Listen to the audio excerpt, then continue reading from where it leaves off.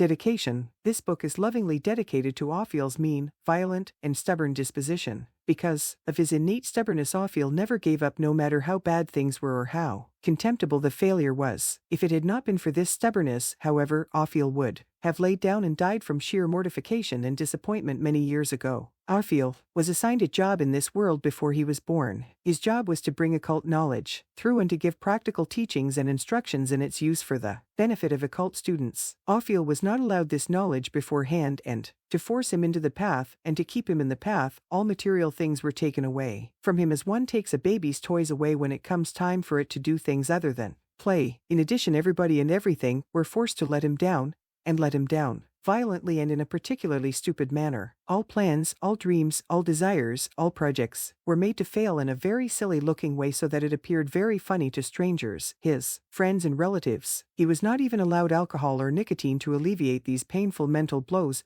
but had to take it sweating it out without any help.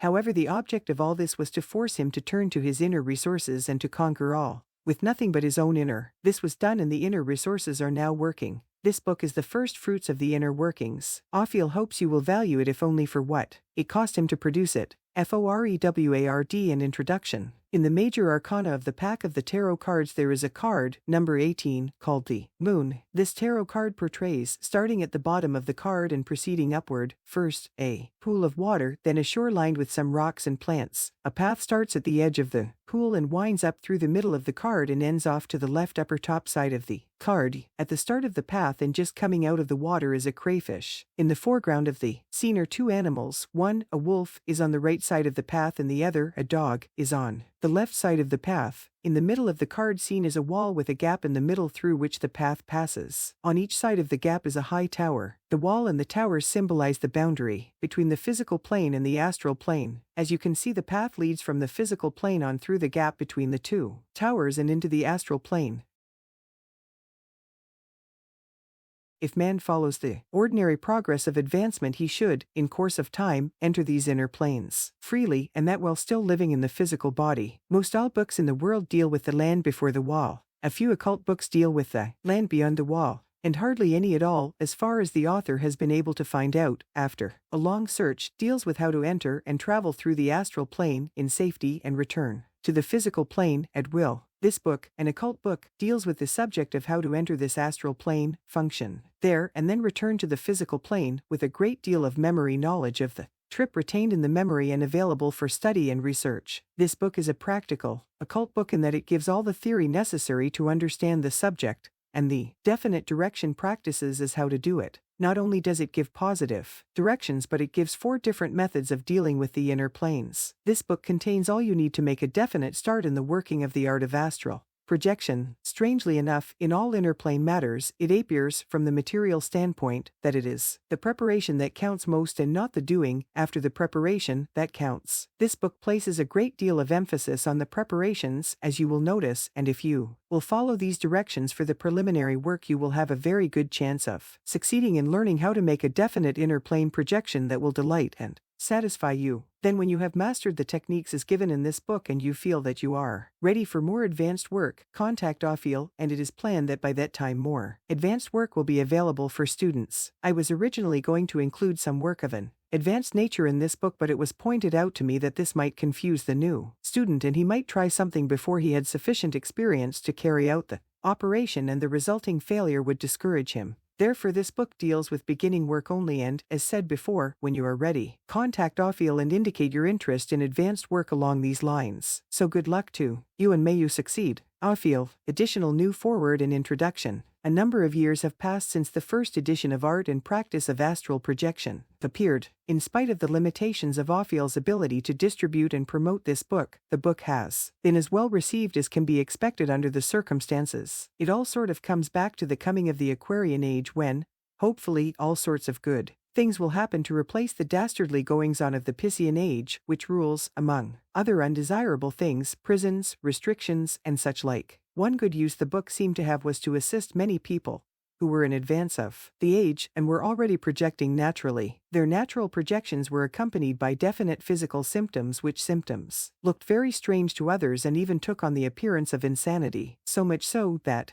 the student was afraid to consult a doctor or psychologist for fear of being thought going insane. When the student, however, read in the art and practice of astral projection about the symptoms of first projection's efforts, he could recognize and identify those effects in himself, and be reasonably assured he was on the right path. This assistance brought a deal of relief to many students, for which I am glad to have been of help. Ophiel receives a constantly increasing number of letters from young persons, 16, 14, and even 12 years old, who seem to be projecting quite naturally. It would seem that the next coming generation, once removed, will be projecting as a matter of course, a fact of daily life living, and probably manifesting all kinds of other psychic faculties which are not usually apparent. Many changes have taken place in the last few years, not the least of which are changes in social attitudes towards old taboos. It is a peculiar characteristic of monotheistic religions that they desire to force their one good idea onto others, all the way down from Akhenaten to Puritans. The old religions of multiple gods and goddesses were tolerant of each other, and persecutions for religious ideas were unknown. Regarding the color on the cover, the colors on the cover of this book are the colors you will see just before you break through into the astral plane with your newly developed clairvoyant inner sight gained through the work given in this book. When you see these colors, you will know you are making progress. The first thing to appear is the solid back. Then the colors begin to appear through the black, as is shown where the colors are lined in between with black. The black then thins out and away, and the colors become more brilliant and finally burst out into the blinding pure white astral light. Little system, there is no subject of the occult that has attracted more attention from occult students than the subject of astral projection. No greater achievement in occult arts seems more desirable than that achievement of being able to leave the physical body in full consciousness, travel out in the material and the immaterial world, invisible, undetectable, able to go anywhere and everywhere without let or hindrance, observing persons, actions, events freely, then returning to the physical body with full memory of the trip projection. In addition to this generally accepted concept of astral projection, occult novels and semi-serious occult literature are full of wonderful stories of students who had mastered this art and their adventures as they roamed around the earth and even went to other planets. Truly, the ability to project astrally is something greatly to be desired. But what drives the poor ordinary occult student mad with frustration is that when he looks in the same occult books to find out how to learn to project, he finds nothing about that part of the subject, no directions, not even a basic occult theory to guide him. All that the occult books generally have to say is that when he is ready he will find out how to do it, or they might say that when he finds his master, the master will teach him how to do it. To the real earnest occult student, anxious to make true progress in this art, this kind of talk is for the birds. It should seem that there would be some ordinary information available on this subject, so that the earnest student could at least prepare himself somewhat along these lines until his master shows up, or, if the master never comes, to be able to try to learn at least the basic rudiments of the projection art by himself. Now I want to be honest with you from the start so that you will always trust me to give you sound occult knowledge and safe practices in this book, and in others I hope to write and I hope you will buy and read. So I will tell you now that knowledge on any occult subject that you are seeking is available now somewhere in an occult book, and not necessarily out of print or high-priced either. There seems to be some kind of an occult law about this. I am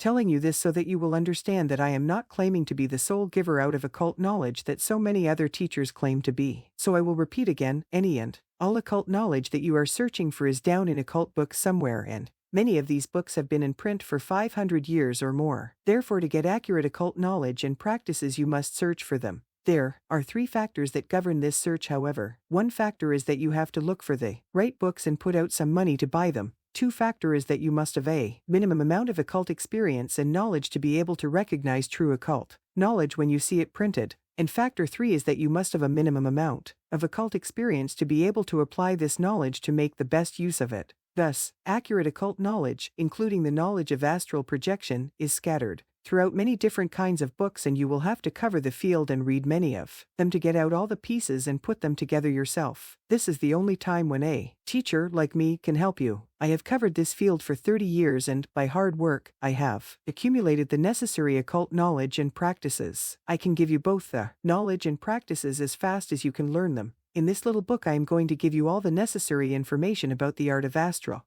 projection, as well as simple and concise directions on how to practice the art in a safe and sane manner. I am going to give you not just 1 method but 4 methods. These 4 methods will differ from each other in ranging from the very easy to the very hard, and with various degrees of intensity and application needed. You will learn each method progressively, in turn, and the experience you gain in the first method will carry over into the other following Methods: if you will give close attention to the text and follow directions carefully and patiently, you should learn a great deal about this art and many of you will master it. Everyone will need some personal instructions, and you will find, in the last section of this book, directions how to contact me personally for this personal instruction. In studying this book and in following instructions, you are on the right path for results. I respectfully suggest that you stick to me for the teacher and the book for the master until you have finished it and achieved some degree of success in this art. There are some other important things that you should know and understand thoroughly before you start actual work on the systems of projection that I am giving you in this book. Most of the troubles and disappointments that come from occult studies are due to a misunderstanding of the following matters. Please read and study the following information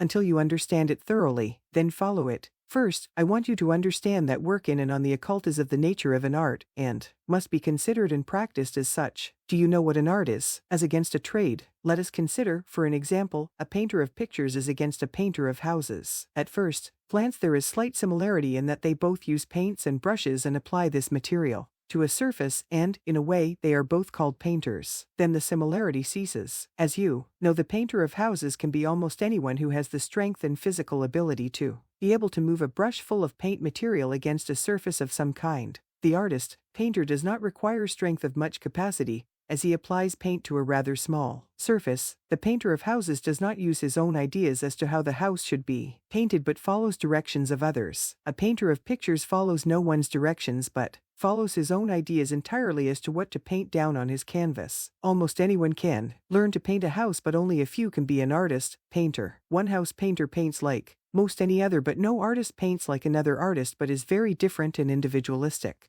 A house painter must please others with his work, but an artist pleases only himself and may displease everyone else. A man can be a real artist only if he can open his inner being and let the basic creative instincts come out and express themselves, regardless of what others think or want, and regardless of the consequences. So to practice astral projection or the occult arts, you have to have two things. 1. Have something of the soul of an artist in you and then be able to let it out in expression. Everyone has a little of the artist in him, and in practicing the occult arts you must strive to let it out as freely as you can. You must do as the artist does, perfect a technique of an art, and then let your inner being out to use the technique. In the degree that you can do this is the degree of your successful powers of welding the occult forces. We cannot all be Leonardo da Vinci, but we can all learn something about art, and we can learn to express it in our little way, which may turn out to be a lot or a little, but always more than nothing. And you might perfect this art of astral projection yourself to a great ability. And the second thing is, you should know that no thing in the physical world universe is what it is supposed to be or is according to what people think it is. This is especially true about the inner planes. Everything about the inner planes is different than what it is supposed or thought to be, different from what the churches say it is, different from what the spiritualists say it is. On the one hand, there are certain widely held ideas that are true, and also there are certain fundamental things that are true. On the other hand, there are many widely held ideas that are not true and many fundamental conceptions that are not true. In many cases, things do not work because basic theory is wrong, but would work if a little knowledge was introduced. Many times a thing works, as I said, but not because of the reason that is given for it working and with the results that you might expect. The occult art of astral projection is definitely one of the above designated things. Astral projections do work, but not with the results you expect, because the inner planes are not what you thought they were or were taught they were. The inner planes are quite different than what they are thought to be. So I suggest you forget what you have been told the inner planes are like, or speculate on what you are going to see and experience. Learn the art, practice the art, and follow where the results lead. You will then know what the inner planes are like from first-hand personal knowledge, and not from hearsay. At this point I will make the second reference to the last section of this book. In the last section of this book I intend to refer to many things of an advanced nature in connection with the four systems that I am giving you now. However, I do not intend to give material of an advanced nature in this book at this time. I will make some references to advanced work with each of the systems as we go along, and it will be necessary for you to contact me personally to get this advanced work, as I will have to be satisfied that you are ready for it, but only that you do not undertake something that you are not prepared to handle, and not that I want to withhold information from you or sell it to you for a high price. In case that this book lasts for many years, as I hope it will, I will try to arrange for a successor to carry on after me. With these preliminary things out of the way, we are now ready to take up the practical study and practice of the art of astral projection. I am going to divide the instructions into two parts, the basic theory part and the basic practical working part. Part 1, Basic Theory. As I said, it is not my intention nor is it possible in this little book to go too deeply into the entire subject of occult knowledge. I will therefore confine myself to the basic occult pertaining to the art of astral projection, and I will give you all that is necessary to lay a sensible foundation for the practical work to follow. I am assuming that, as you have bought this book, you have some knowledge of the occult already. I will, therefore, make a rather short review of certain limited occult knowledge at this point, and I trust these things will be familiar to you. If they are not familiar to you, then it will be necessary for some of you to read up research along these lines. If the material is familiar to you, it would still be a good idea for you to review this basic material again anyhow sometime before you start active practice. The Theosophical books written by Anne Besant and C.W. Leadbeater are full of information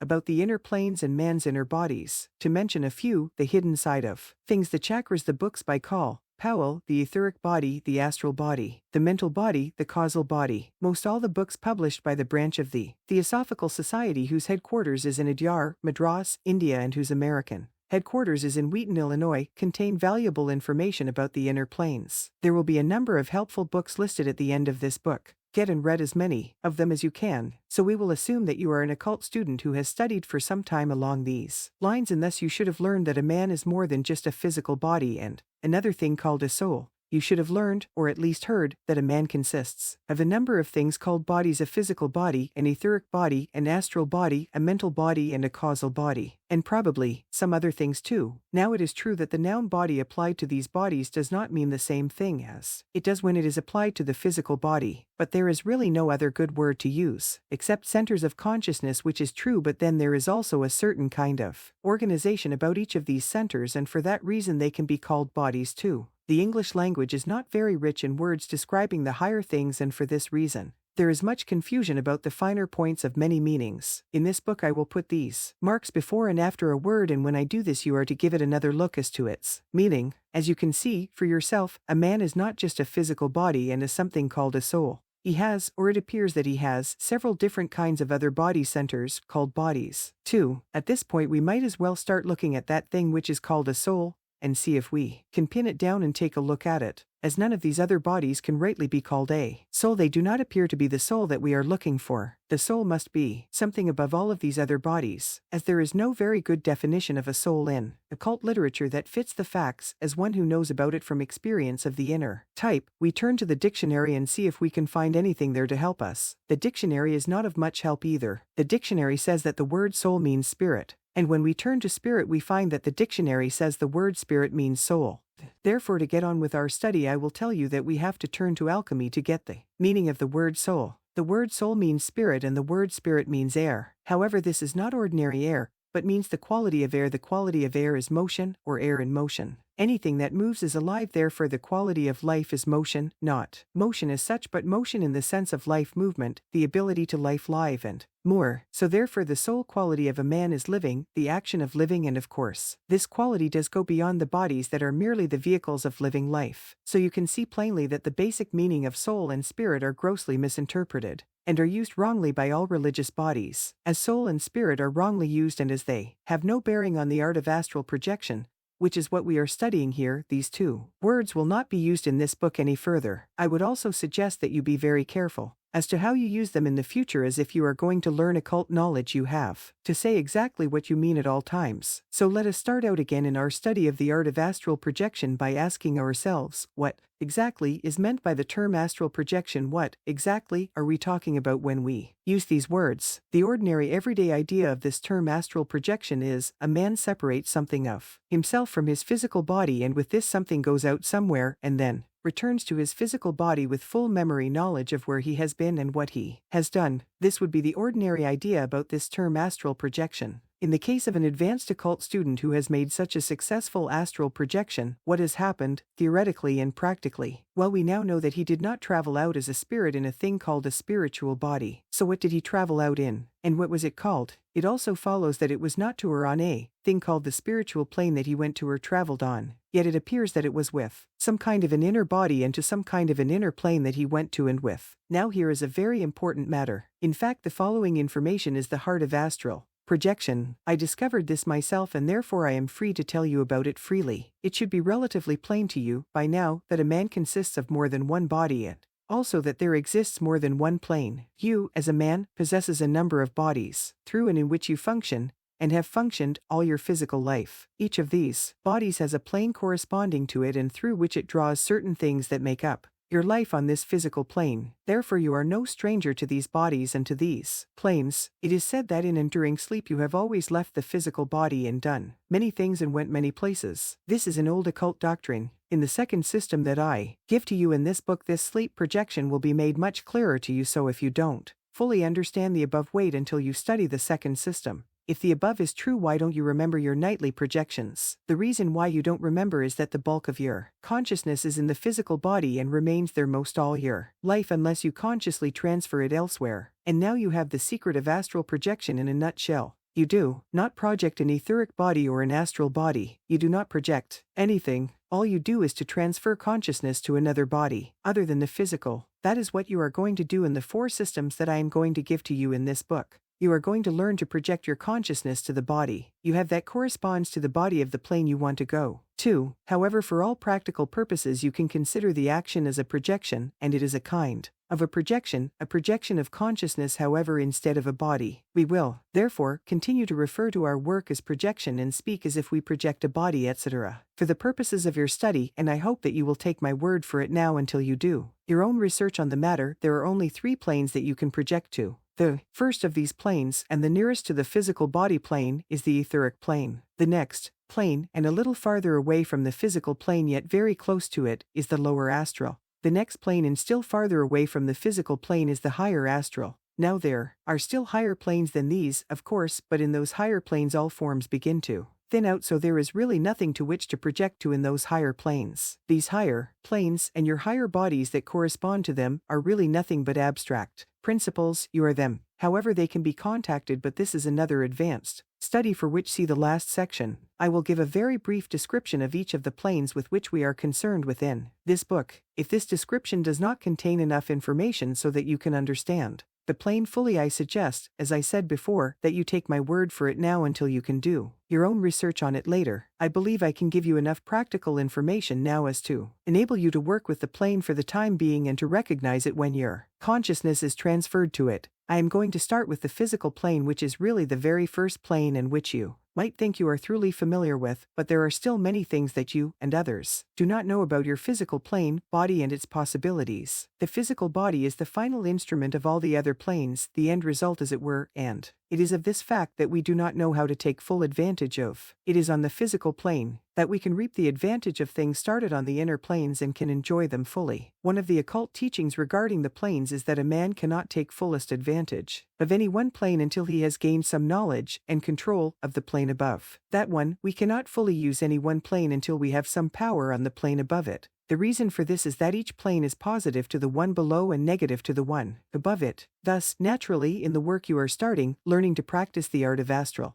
projection, you have to start with and from the physical plane. I want to call to your attention, at this time, that even if you never learn to project at all, not likely, this study is going to do you a great deal of good in living this physical life. As I said before, the higher planes control the lower planes. In addition to learning this art of projection, you are going to have to enter the inner planes, more especially at first the etheric plane, and in this way, as a sideline to your projection work, you will learn about these planes, and if you pay attention to the work you should develop a marked degree of control over the physical plane. This knowledge and power will enable you to work down from the etheric plane to control the physical. I will speak of this more in the last section. For the time being, keep in mind that the physical plane is the end plane of a number of inner planes, and what you do on the inner planes determines the final effect on the outer physical. You cannot remember this too much. To proceed, the next plane above the physical plane is the etheric plane. You have an etheric body which you probably are not too aware of. However, you use your etheric body constantly and continually. Rather, to make it clearer, you might say that you use your etheric body every second of your physical life giving.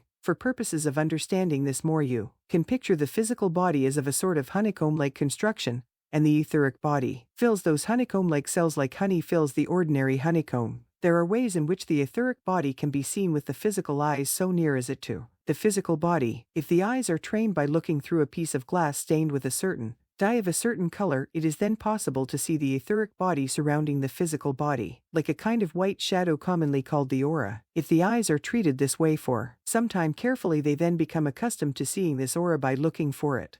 As I said previously, your consciousness is now centered in the physical body, and it is for this reason that you are not aware of the existence of these other bodies. You will become aware of them shortly as you learn to expand your consciousness to the other bodies each in turn. The etheric body is so close to the physical body that you can become aware of it physically. The next time you ascend or descend in a very fast elevator, note the sinking feeling that you have in the pit of your stomach. This sinking feeling is due to the etheric body moving out of contact with the physical body due to the pressure of the rapid movement of the elevator. The etheric body is just on the borderline of solid and just enough so that it is affected by this type of physical pressure. There is a type of magical work that enables a man to get control of his etheric body, so much so that he can do many strange and powerful things with the etheric body on the physical plane. It is possible during certain times of the 24-hour period of a day to thicken the etheric body so that it can be seen and felt by others. The Egyptians had developed this type of magic to a great degree. They had a very common symbol for this etheric double, or ka as they called it. The symbol was two uplifted arms joined in the middle where the shoulders would be. If you are interested in this sort of thing, contact me as per directions in the last section of this book. However, people's bodies are somewhat different in these times. For example, in the old days, very few persons had too much food, and that was not too nourishing in many ways. A physical body that is part starved all the time is rather loosely connected with its etheric body, and the separation is rather easy. A healthy, well-fed, well-nourished physical body is very tightly connected with its etheric double.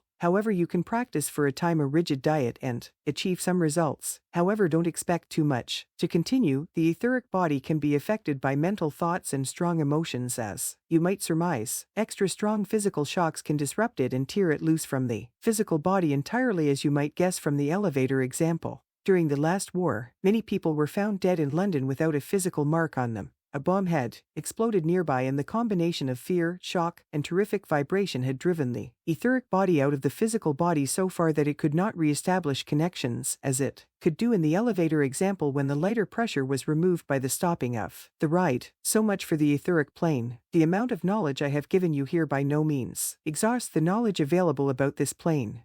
However, as you are now starting to work with this plane, you will study it as you go along. The body above the etheric body is the astral body, and the plane above the etheric plane is the astral plane. The astral plane is much more important than the etheric plane in that this plane has a much more wider application to the physical universe than the etheric plane. The etheric plane is somewhat personal in its application to you and is small, narrow, and limited. The astral plane is very large and contains much more of a variety of things than any of the other planes. Many more of nature's forces course through this plane than any of the other planes, and their application is widely distributed, whereas the forces, by the time they enter the etheric plane, began to become individualized and personalized. The astral plane differs from all other planes in another respect, in that there is a lower astral and a higher astral. The lowest part of the astral plane is very much like the etheric, where they come together, and the highest part of the astral plane is very much like the mental plane, where they come together. None of the other planes have lower and higher levels so well marked. The etheric is the etheric and the mental is the mental, but the astral contains elements of each of these two planes all mixed up, which is what makes this plane so fascinating.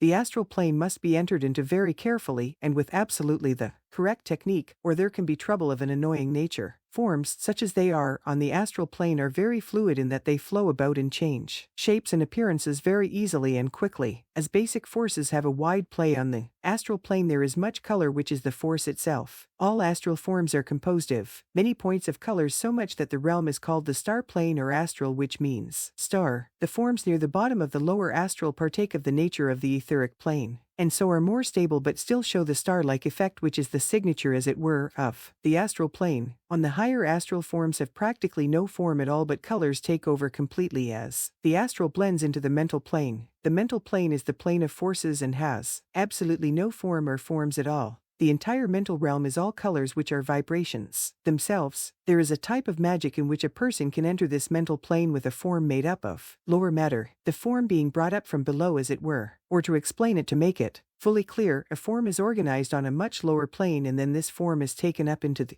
mental plane. When this is done properly, a great deal of powerful work can be accomplished by the operator. Again, this belongs to advanced work, but it seems such a proper place to let people know about it and what can be done. When you are ready, contact me about this advanced work. You possess an astral body, of course, but there is no material way that you can become aware of it as you can of the etheric body. It will not be possible for you to see the astral body until you are advanced enough to take and succeed in one of the advanced courses mentioned in this book in the last section. The astral body and the astral plane are very tricky to work with and require some experience as to what you are doing and how to do it. It would never do to enter this plane without having definite experience in some kind of lesser projection work first. The method I am going to give you to start this work with is admirable for gaining this necessary experience. You also possess a mental body and a causal body. Not too much can be said about them.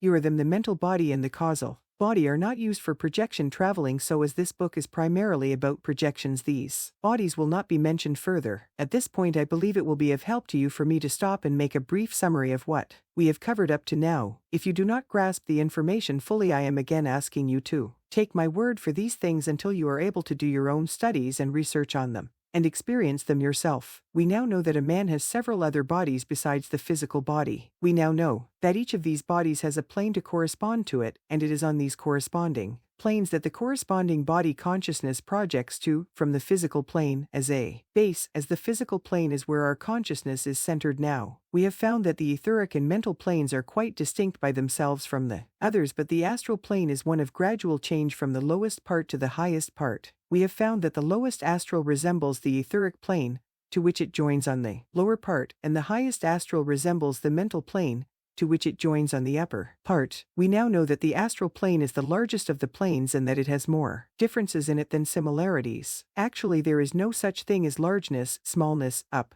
down, sideways, or anything like that on the astral plane, or, indeed, on any plane except physical. However, it is necessary to use ordinary English language in describing this work. Hence, as said before, whenever a word is put in these marks, then look out for deeper meanings for which there are no good English words. We have found that, due to its interesting complexities, the astral plane has attracted most of the attention of those who want to practice the art of projection. We have found that projections can be made with both etheric and astral bodies. We have found that while we live and move in all our bodies at the same time, our consciousness is centered in the physical body. For now, we have found that instead of really projecting, as it seems we do, we are merely transferring our personal consciousness to another body and living and moving in that body, the same as we do now in the physical body, as most projectors end up projecting to the astral plane, and as etheric projections require special work for limited objectives, and is really on the borderline between the etheric and the astral anyhow. We will, after this, in referring to projections, mean only astral projections and discard all other kinds, except when specially stated. I did, however, feel that I should mention the etheric and upper and lower astrals, as all the other teachers leave them out entirely, and the student should know what he is doing at all times. Many times projections are different, and the student can recognize from the character of the scenery what plane he is on. In my work, in the past, teaching astral projection, certain questions come up time and time again. In fact, I recall that these same questions bothered me when I was starting out. I have decided therefore to group all these questions together here and now and to answer them at one time. The questions in the order of their frequency are: 1. Why don't other writers give exact directions as to the practice of the art of astral projection the same as you do? 2. Is it wrong to learn the art of projection? 3. Is it hard to learn this art? 4. Is there more than one way to project? 5. What results can I expect to achieve by learning this art? 6. What can one expect to see over there? These are all natural, important questions, and they should be answered before you start to do the actual work, so I will answer them in order. The first question: why don't other writers give exact directions as to the practice of astral projections the same as you do? The answer to this question is, our solar system, in making its rounds about the belt of the zodiac, has entered the house of Aquarius. This means that the old age of Pisces has passed away. The Aquarian forces are better than the Piscean forces, which, among other things, stood for prisons, and the world has certainly been in prison for the past 2,000 years. That age is now past, and the people are responding to this new age ruled by Uranus, who is a higher Saturn in a sense. Nowadays, the psychic etheric powers of people are awakening spontaneously. Many people are having psychic experiences, and many other people are projecting naturally and do not know the reason for it or what it means, and are looking for explanations. Thus, people are ready for occult study and training. In olden times, people were not ready for this work in large numbers, but only as individuals would ready themselves to receive advanced knowledge. Then these individuals had to seek out those who could give them this advanced knowledge. This is what I was referring to when I made the early reference to old books in which the writer tells how his master showed him how to work astral projection, etc. Therefore, when a person acquired this knowledge and other occult knowledge from a teacher, he was put under oath not to reveal this knowledge to anyone else freely. Again, this kind of teaching knowledge was given out by secret societies as part of their training for their members, and the kinds of oaths they had to take were terrific not to reveal the knowledge to outsiders. So when one of these people would write a book, they would tell about it but not tell it. For example, the book Practical Astral Projection by Iram, which is Mary spelled backward, he tells about what he did but makes only a vague reference as to how it was done. I, fortunately, through working 30 years on occult studies and neglecting all other important things, had accumulated enough occult knowledge and occult practice knowledge the hard way to be able to recognize his coy hint, and therefore I know how he did it. But I trust you understand that I got this knowledge myself through my own meditation efforts, and therefore I am under no obligation not to reveal it, and so I do. Question 2. Is it wrong to learn to project astrally? This strange question comes up many times, more than you would think it would. I, myself, never felt anything right or wrong about projection one way or another any more than I would feel it was wrong to paint pictures or carve statues. There are people in this world to whom art is wicked and many other things of which they know nothing about or do not have under their control they consider bad or wrong, but in this modern Aquarian age they are getting pushed into the limbo of forgotten things as they deserve to be. It is true that these occult things are of the New Age, and, as a rule, it is equally true that only certain kinds of people will practice them during the early part of their presentation before the masses take them up. The early users of anything new have to be of an unconventional nature in order to even notice new things. This type of person is apt to experiment too much with other conventions such as sex and other taboos, and it is these things that gets the old maids and old fogies all upset. Try to take the learning of this art in your stride and avoid doing other things in an unconventional manner. However, these old fogies' loud cries do make many people worry about whether they might be doing something wrong. I have heard the argument advanced that with developing these powers some persons would take an unfair advantage of other people who do not develop their powers. Well, the answer to that is that the work is open to all who want to do it, and if they don't believe in it and will have nothing to do with developing their powers, they are in the same position as anyone who will not advance with the times. This is a new age, as I said, and those who will not advance with the new age can go their own way. For all I can care about them, the factory which will not install modern machinery is always at a disadvantage against the factory that has the latest up-to-date machines in it, and the old-fashioned mind is no match for the modern intelligence. If you have these kind of doubts, I guess it is something you will have to battle out for yourself. My assurance is not your assurance. Like most of the ideas of the world, this idea is wrong. But all I can say is that I do not think it is wrong to learn the art of projection and any or all other occult arts. There are uses of these arts that are questionable, but this is a matter for the individual to work out for himself after he learns the art. Question 3. Is it hard to learn the art of projection? As I said before, you have always lived in and used these other bodies all your life. Actually, you know unconsciously how to use the other bodies, so this is not what you learn to do. What you do learn to do is to transfer your consciousness to these other bodies and retain memory of the transfer. Your quickness in transferring over depends upon your grasp of the basic principles and then following directions accurately as to practices in the courses I offer. If you have done a great deal of occult study of all kinds of occult books, from the very simple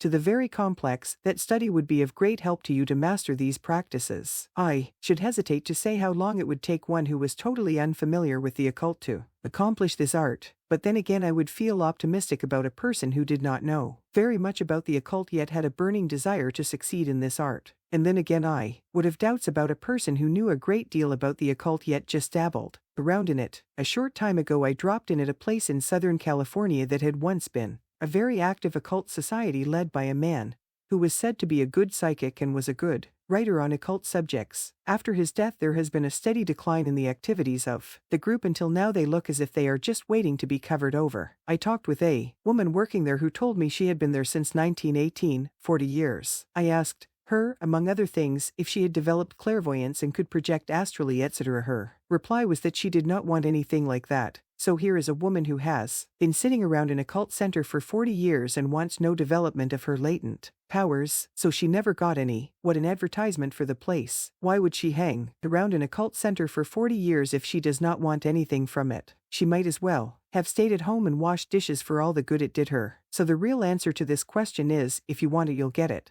If you don't want it you won't get it, and this is true of anything in the world. Question 4. Is there more than one way to project? The answer is yes, there are quite a few different ways to project and many variations in each way. The differences in ways are also the differences in what kind of projections you want to make. If you want to make an etheric projection, that is one way. If you want to make an astral projection, that is another way. There are also obscure ways that I have heard about, but never used myself, as they overlapped the other ways. As I felt that this subject was new to my readers, even those who know something about the occult, I decided to confine myself to 4 strong courses, which I shall describe below. I will name them at this time and describe them more fully later. These 4 do not exhaust all possible work along these lines. When you finish these courses and master them and still want more, I will be available to give still more advanced work by personal contact. In this book, for practical work in astral projection, I offer the following courses. 1. The Little Method. 2. The Dream Method. 3. The Body of Light Method. 4. The Symbol System Method. Again, I am not going to claim that I am the sole repository of occult knowledge on these things as other teachers do. With the exception of the little course, which I discovered and developed myself, all these things are in occult books and have been for many hundreds of years. I did, however, work them over and rearrange them in modern terms, and I give supervisory directions upon personal contact as to how best study them, and I watch the student to see that it is done as near correct as possible, as every person is slightly different in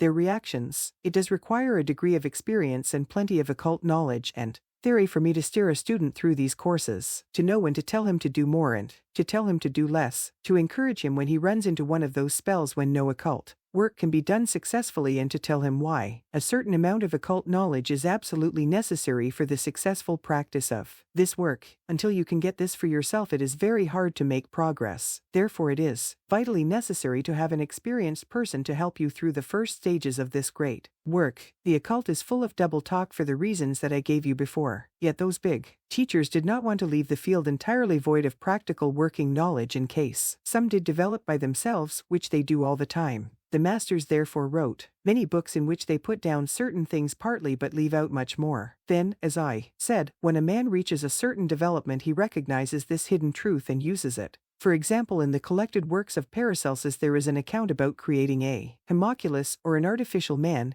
out of the elements, as it were. Everyone has assumed that this meant the creation of a little physical man of water, earth, fire, and air, a test tube man, as it were. Even the great writer Somerset Maugham, in his novel The Magician, has Oliver Haddo creating a deformed little monster in a bottle. Well, as I said, it takes a large degree of occult knowledge to know what this is all about. This homunculus legend is a perfect example of occult hidden knowledge that is so frustrating to the beginner until he begins to understand. What does Paracelsus actually mean in this legend? What is he talking about? I am going to tell you what he means, but you will have to take my word for it now until you can do your own work on it, and then you will know and do not have to take anyone's word for it. What they are talking about is the creation of a body out of the material of the next plane. This work is part of the Body of Light method that I have on my list of projection methods as Method 3. This legend means that you can learn to make a body out of the material of the next plane, to which body you can learn to transfer your consciousness so that you can do many different things on the next plane by working in and through this body. You can also learn to influence circumstances and events on the physical plane by working with this body from the etheric astral planes, not by direct action effect but in accordance with the laws of the physical plane, which is a course itself. So I trust you understand that if you did not know something about the occult, you would not know what Paracelsus was talking about in the first place, and you would either dismiss it as silly talk or attempt to create a man in a test tube, as many have tried in past centuries, and in either case get all goofed up about the occult. Question 5. What results can I expect to achieve if I am successful in developing a degree of success in this projection art? Answer. The very first thing you would acquire is a good sound basis of practical working occult knowledge, which is an achievement of no little consequence, and should stand you in good stead for your other occult work. The second thing you would acquire is that as you learn to project and become more and more proficient in it, you should begin to acquire a knowledge of the inner planes that should help you to arrive at illumination. How could you be associated with these things for a long time and not become better at understanding what the occult is all about? Still, another thing that you should get from this study is that you should definitely be able to find out more about the inner hidden side of things, and firsthand at that. This knowledge could not fail to help you through this mad physical life so that you will be what is known as a successful person. Then, when people see you succeeding, they will inquire why, and when they find that you practice the occult arts, and this is the reason for your success, they will want to know more about it and will come to you in droves for help. And to help them you will be able to do more than just talk about abstract things. Never offer occult knowledge or help to anyone unless they ask you specially for it. Until they recognize a need for it, it is useless to them and only results in trouble for them and for you. Until it works for you, do not talk about it to others. It will only sound silly if it has not worked for you so that they can see it themselves. Another thing you should acquire is that you should be able to explore and map out the inner planes, or rather set up your own paths through these inner planes, as there is nothing there now. This physical world is the tail end of a number of other worlds, as you know, and the causes of the end results on this plane are in those inner planes. When you know how to penetrate them and study the causes of coming events, you can alter those events somewhat, depending on your power to do so. These things are not trivial, believe me, and their acquirement will give you a sense of power and peace that will go a long way to make up for what you may have suffered in this past mixed-up life. The most important thing that can be achieved is to learn, in a positive way, how to contact your inner powers, or forces, or whatever name you feel like giving them, and, which is still more important of all, learn how to use your inner powers in a positive manner. You have them, you know, but as long as you do not use them, by being ignorant of them, they stand there, doing nothing to protect you, while you suffer the slings and arrows of outrageous fortune. You are incarnated in a physical body for the purpose of learning how to conquer matter, and if you do not start to learn how to conquer matter, you will have to come back time and time again, over and over, until you do learn this lesson to overcome the illusion of matter. Actually, you know all this unconsciously and instinctively deep down inside of you, but there is so much confusion in this life about what our aims are really supposed to be, due to the petty distractions of everyday living and a deep outer ignorance of fundamental facts about the occult significance of physical life, that it is very hard for the ordinary person, until he begins to study the occult, to find out what the exact goal of living should be and to get some idea of what the exact process should be to achieve this goal. A start has to be made somewhere to learn about the other bodies you possess and to learn how to use them, to learn how to transfer your consciousness from the physical body to these other bodies at will, is just about the best and most pleasant, rewarding type of growth that you could find to advance along the path leading to illumination. These powers can come only with use and not by talking about them. For example, to be more specific, can you set or lie down and bring up images of persons or things into your mind mirror? Can you see, perhaps dimly, these figures and shapes? Can you then use your will imagination to move them about and place them in different positions and make them do different things? Everyone can do this to some extent. Do you know what these images really are? These images are etheric astral matter images, and you are seeing them with the third eye, the single eye mentioned in the Bible. As I said, we all have this power in some degree, and it only remains to give it careful attention to develop it, and thus double your abilities and talents to be able to handle life's tough problems. Do you want to have less? I do not mean to belabor the point of the conquering of matter, but this is what we are here for, and that is all we are here for. If you are not advanced enough to understand and accept this idea, then I advise you to re-examine your motives for studying the occult.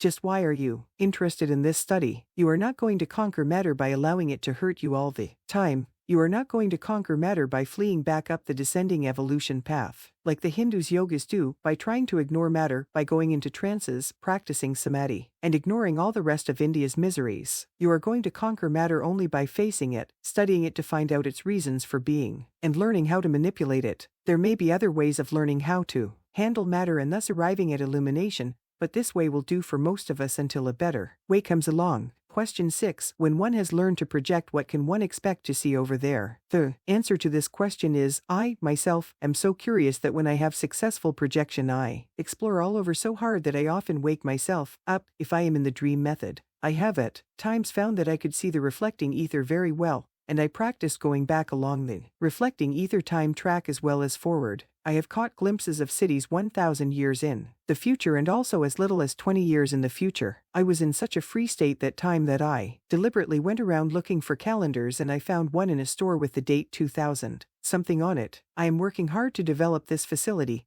and I hope very much to be able to bring back some real knowledge sometime. I admit now that I am somewhat shaky on these trips, and I can get easily rattled going through one of these scenes, as after all a thing like this is not too easy or simple a matter. Other times I find that I can reach a plane where it is easy to manufacture thought forms for certain kinds of duties. There is a technique to this, as they have to be made correctly and endowed with life and emotion and energy in a definite manner. They can then be directed to perform certain jobs. This is another course in itself. See last section. I have not done much work on the life after death question, as I was always too interested in this physical incarnation work. I did discover that there are definite entrance places scattered over the first inner plane for those who have just died and the surroundings around them are very much like Earth. I would not plan on contacting your departed relatives on the next plane by the use of these projection methods I am teaching. It is not that you would be bared by entities there, but the road there is beset with strange difficulties and things are much different on that plane than what the world thinks it is. It has something to do with the real separation that comes with death that makes your live projections act very strange in that planned place. Until you understand fully the state the newly dead are in, things are just mixed up and is nothing like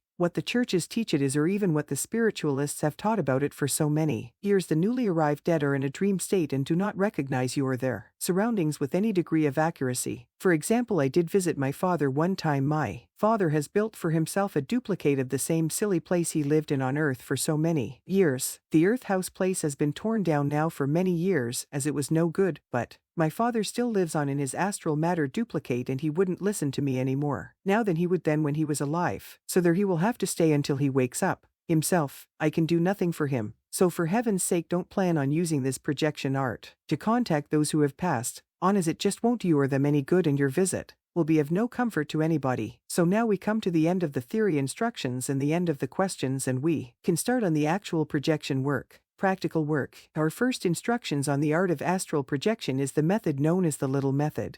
I discovered and perfected this method myself. This method is the best I have ever found for making a start in this projection art. This method has many things to recommend it. The main thing is that it is very safe. This method requires the student to be in control of his senses at all times, so no negative conditions can develop. This method requires study and work on the inner side of things, which study knowledge is of great basic value in all occult work, and your achievements in this line can be extended to many other branches of the occult as they are all connected together. On the other hand, this system does not require too much knowledge to start to work on and to use the system, and the work can be carried out with a minimum of study in the beginning. When you succeed in some degree of projection work with this little system, you can then do a great many more things along occult lines. All the little work is on the etheric plane, and from that plane you can influence others and circumstances very well. This power is a very great asset indeed. Other applications will occur to you, and I can suggest many more when I am contacted later on. And, best of all, successful work with this system gives practical experience to prepare the student for the work in the advanced systems. What a beginning student needs most of all in occult work is something safe and positive to work on and with, to develop his inner tools and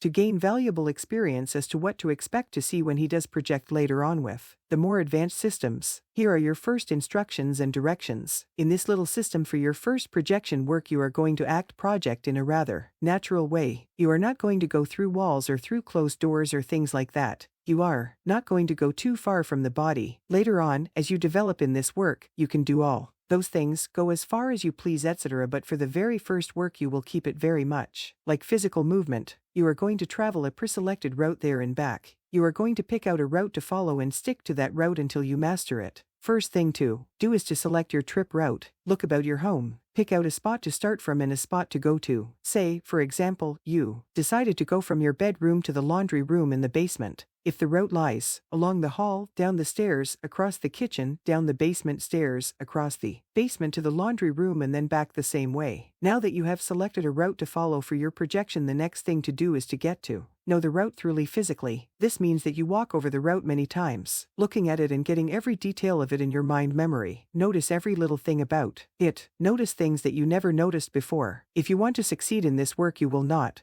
do this just once or twice, but many times. You will memorize the whole area route so that you can recall it to memory without difficulty. It will not hurt for you to draw a diagram of the route. I cannot repeat this enough. Do everything possible to fix the route in your memory. Now, in addition to the ordinary fixing of this route in your memory, do the following. Select at least 6 points along the route that have some special outstanding characteristic about them. A characteristic that you can fix in your memory easily. These points can be a picture, a spot on the wallpaper, a crack on the floor, a vase, or anything like that. If you want to make the point stick still better, you can make or buy from me some symbols which have occult significance and place those symbols at these points too.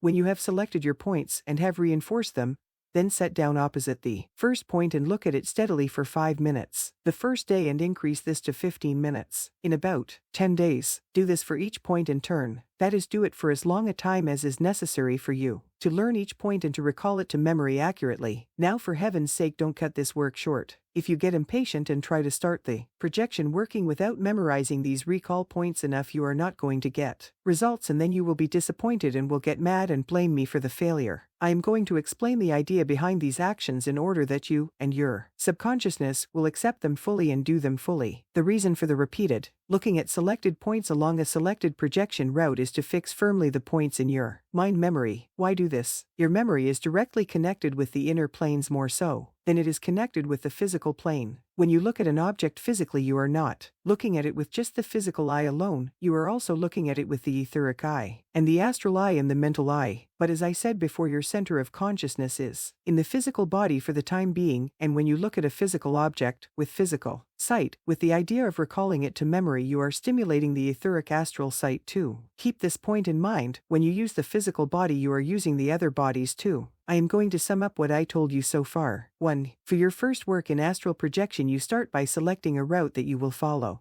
2. After selecting this route, you go over it many times, looking at everything along the route carefully and noting all the things that will help you to fix the details of the route in your memory mind. 3. Pick out, set up, or arrange at least 6 points along this route that you can fix in your memory in addition to the other natural points, or you can put the natural points together with the artificial points. Now here is something else you can add to your work on the above fixing of the route points firmly in your mind memory. Up to now you have been using only one sense, the sense of sight, to do this fixing of these points in your memory. It is possible to use your other senses. 2. You can do anything you can think of in your special case that will increase your perception of these points. Use any special device that is good for you, especially to fix these points. I experimented with all the senses. I first experimented with the sense of smell. I put 6 different scents at the different places along the route. I remember that I used vanilla for the first point, peppermint for another, Chanel No. 5 for another, carnation for another, rose for another, violet for the last. This idea was very satisfactory. It got so that as I recalled the memory of the scent along with the visual memory of the particular point very accurately. Then I experimented with sounds. I took a music teacher's pitch pipe and assigned a note to each point. It seems remarkable, but in time I could recall the scent and hear the sound in my imagination along with the visual image. However, as all the senses are in the other bodies too, it is not too strange that they can be developed too, and in fact your successful transfer of your consciousness to the other bodies means that you will learn to use the other bodies as well as you now use the physical body. I hadn't intended to bring this out so soon, but this seems a good point to do it. You are going to do more than just project. You are going to learn to live in your other bodies consciously. Remember, there are 2 more senses that you will have to develop on the etheric plane too in order to function there, right? The sense of taste and the sense of feel. However, you can leave this for now, as about the only sense you need for your projection work is the sense of sight, and the use of the sense of hearing and smell to reinforce the sense of sight. I do trust though that in the above few sentences you catch some idea of your future work along these lines and the main objective to be attained. I hope that you see for now that in order to succeed in your first projection work, you will do anything and everything necessary to reinforce your memory so that your recall of the route you have picked out is accurate and will give you positive results. There are still more things that you can do to reinforce your memory, but I feel that you should have enough for now. If you run into a situation in which your projections do not succeed, for heaven's sake contact me about it, as in a big subject like this I cannot give positive foolproof directions in advance. I can help you if I know what is wrong, so contact me fast if you can't make it work. I regret that so much preliminary work is necessary for you to do, but this projection art is a great work and it is well worth your time and much pains and money. When you acquire a degree of proficiency in this art, you will have a powerful occult tool to help you through life, and it sure can smooth things out for you. For one thing, success in this art will encourage you to take up other occult things, and as you acquire more and more proficiency in these things, you will find your path through life becoming easier and easier, especially so if you learn to control your emotional body, as you must sooner or later. It is not the mind that makes trouble in life, but your emotions and feelings. It does seem as if I never will get started on the real work, but I do want to say another word about thorough preparations. Please do all the things that I have outlined in magical work dealing with the next planes. Thorough preparation is the key to success. I have known people who started this work the same as you are doing and during the preparations and before they were half done with the preparations they began to project. I am telling you a real occult secret now. In any work you do of a magical nature, it is during the preparations for the work that the work is really done. This is one absolutely true thing about occult work. The reason for this is that everything on this plane is the reverse of the next plane above this one. On the etheric plane, when a thing is created in the first place, the means of its creation is done after the thing is created and comes into being automatically. I do not have to point out to you how different this is from the earth plane. This reverse creation is one of the laws of the inner planes. Enough for now. The above information will stand much meditation and study on your part. Do it when you are sure that you have all these preliminary things out of the way and have followed my directions as to preparations to the best of your ability. You are then ready to start actual work. You can do the following work the way you relax best. The natural way is, of course, lying down. I have found that it can be done sitting down, and some prefer it that way. I have done enough work to enable me to know that this projection can be made while you are awake and moving about. This certainly opens up some new ideas as to how this system could be used. You might keep this in mind, and when you are more advanced, try it. In my personal case, I am free in the middle of the day and I find that I can project quite well during a midday nap. However, not everybody can be free at that time, so your projection period will be something that you will have to work out for yourself. If you have to do your work when there are other people about you, you must guard yourself as well as you can against interruptions. If you are interrupted during one of your projections along your route, no matter how urgent it is, turn about and come back to your body by means of your memory route, and re-enter the body correctly and slowly, and then wake up and get up. When you have assumed the position you are going to use for your work and are relaxed and ready to start work, then start by recalling to your memory the place points that you have selected as your route stops. If you followed my directions as best you could and have studied your point route stops, if you have placed an outstanding symbol object at each point, and have reinforced this with a scent and a sound, you should be able to recall these points to memory quite easily. Recall to your memory the first point spot. Look at this memory picture of the point for a time. Realize that you are now looking at the etheric image of this spot. Realize that you are now projecting. Then take each of the route points in turn and project yourself to each of them one at a time to the end of your route. When you reach the end, turn around and come back the same way. Travel this route in your memory for as long a time as it takes you to be able to travel it accurately and quickly and get the feel of this travel. When you have done this operation for a long time and you are thoroughly familiar with it, you then add the following work. Start at the first place of your route, your bed or your chair. Image yourself raising out of bed or your chair and starting your route. At first you will seem to be looking at yourself doing the action. When you have done this for a while and you are familiar with yourself doing the actions and fully realize that it is you who are doing the actions in dual, then make the attempt to transfer your consciousness, you, yourself, to the image of yourself that you are watching. Try to see through the eyes of the image, feel it about you, feel yourself into it. The image is your etheric body and you are watching it through the eyes of the astral body. When you work on or see any part of yourself, you are working or seeing through the body above that body. So in this case you are transferring down and not up. Hold your consciousness into the etheric body and go through the route to the end and back, keeping yourself in the image. See through the eyes of the image and perform all the actions with the etheric counterparts of the physical body, the etheric arms and legs, etc. Keep doing this until you are perfect at it. One day the two bodies will fuse into one body and you will open another kind of an eye and you will find that you are really therein the etheric body for real. At the same time you will be conscious of the physical body too, and you will know that you are dual and can and do function in both bodies at once. Don't lose your head when this happens. By this time you should have had so much practice along these lines that you should feel no great surprise. Stay out as long as you feel like it, but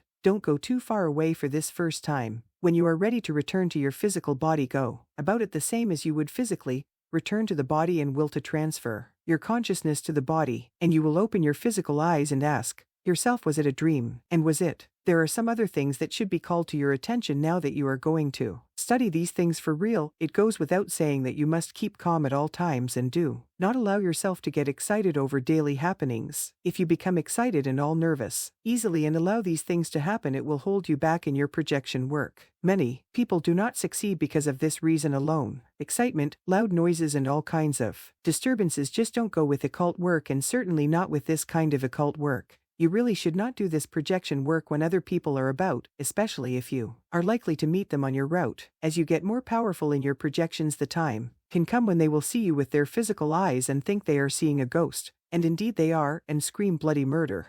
Try and use all the common sense you can about these things. Act with modesty and restraint, especially at first, and do not talk about your occult work to those who know nothing about it and are not interested in it. The old books say that for this kind of work you should choose a sunny day, or a calm night, when there is no wind or other disturbances in nature going on. If there is a storm raging or excessively hot, this will affect the ether and the etheric plane and will have an effect on your projection. After you are stronger you can handle all this sort of thing, but for the start you should take it easy and project only on favorable conditions. Now here is another matter that is very important, and please give it your most careful attention. There will be times when you cannot project at all. There will be times when it will be moderately easy to project or moderately difficult to project. There will be times when it will be a cinch to project, and, in fact, you might find yourself out unconsciously. These times are governed by the phases of the moon and the transits of the minor planets. It is absolutely necessary that you should understand this. It is not so much the phases of the moon in a primary sense, but the effect of these phases on your personal self. In general, certain phases of the moon affect all projections except those of the most experienced and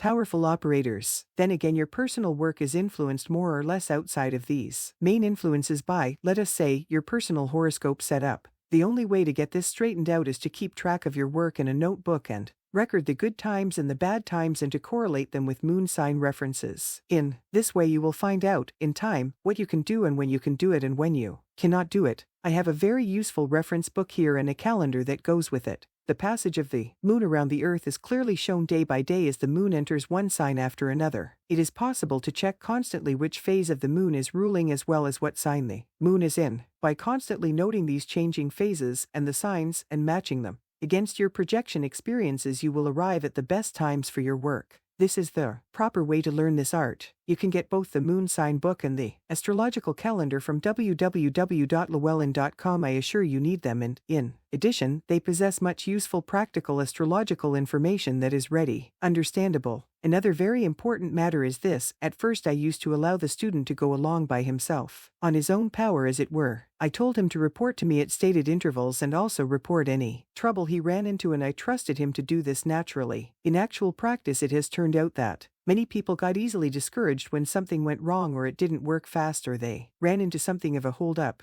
They just dropped the work and said nothing about it, and I was lucky if they didn't get mad at me to boot. Therefore, in order to help you succeed in this work, I want you to keep a diary of your projection work. Put down each day what you did, the time spent on it, and the results obtained, even if you did nothing that day. The first 6 weeks of your work you are to send me this diary every 2 weeks. If I find that you are doing all right, then once a month. If I find you need more instructions, I will give them to you. This is very important, so if you want to succeed in this art, please start your diary and keep it up. Many people, until they have tangible evidence of the power of this work, are easily discouraged, and it is those I want to help by watching their progress and how they are following my directions. See directions in last section for making arrangement for this supervision. I was going to include, originally, the following in this book: how to extend travel with this system, to go to other houses in the same town, in other towns and places. I was also going to include directions as to how to enter the etheric plane and to handle forces therein and available for use on the physical plane.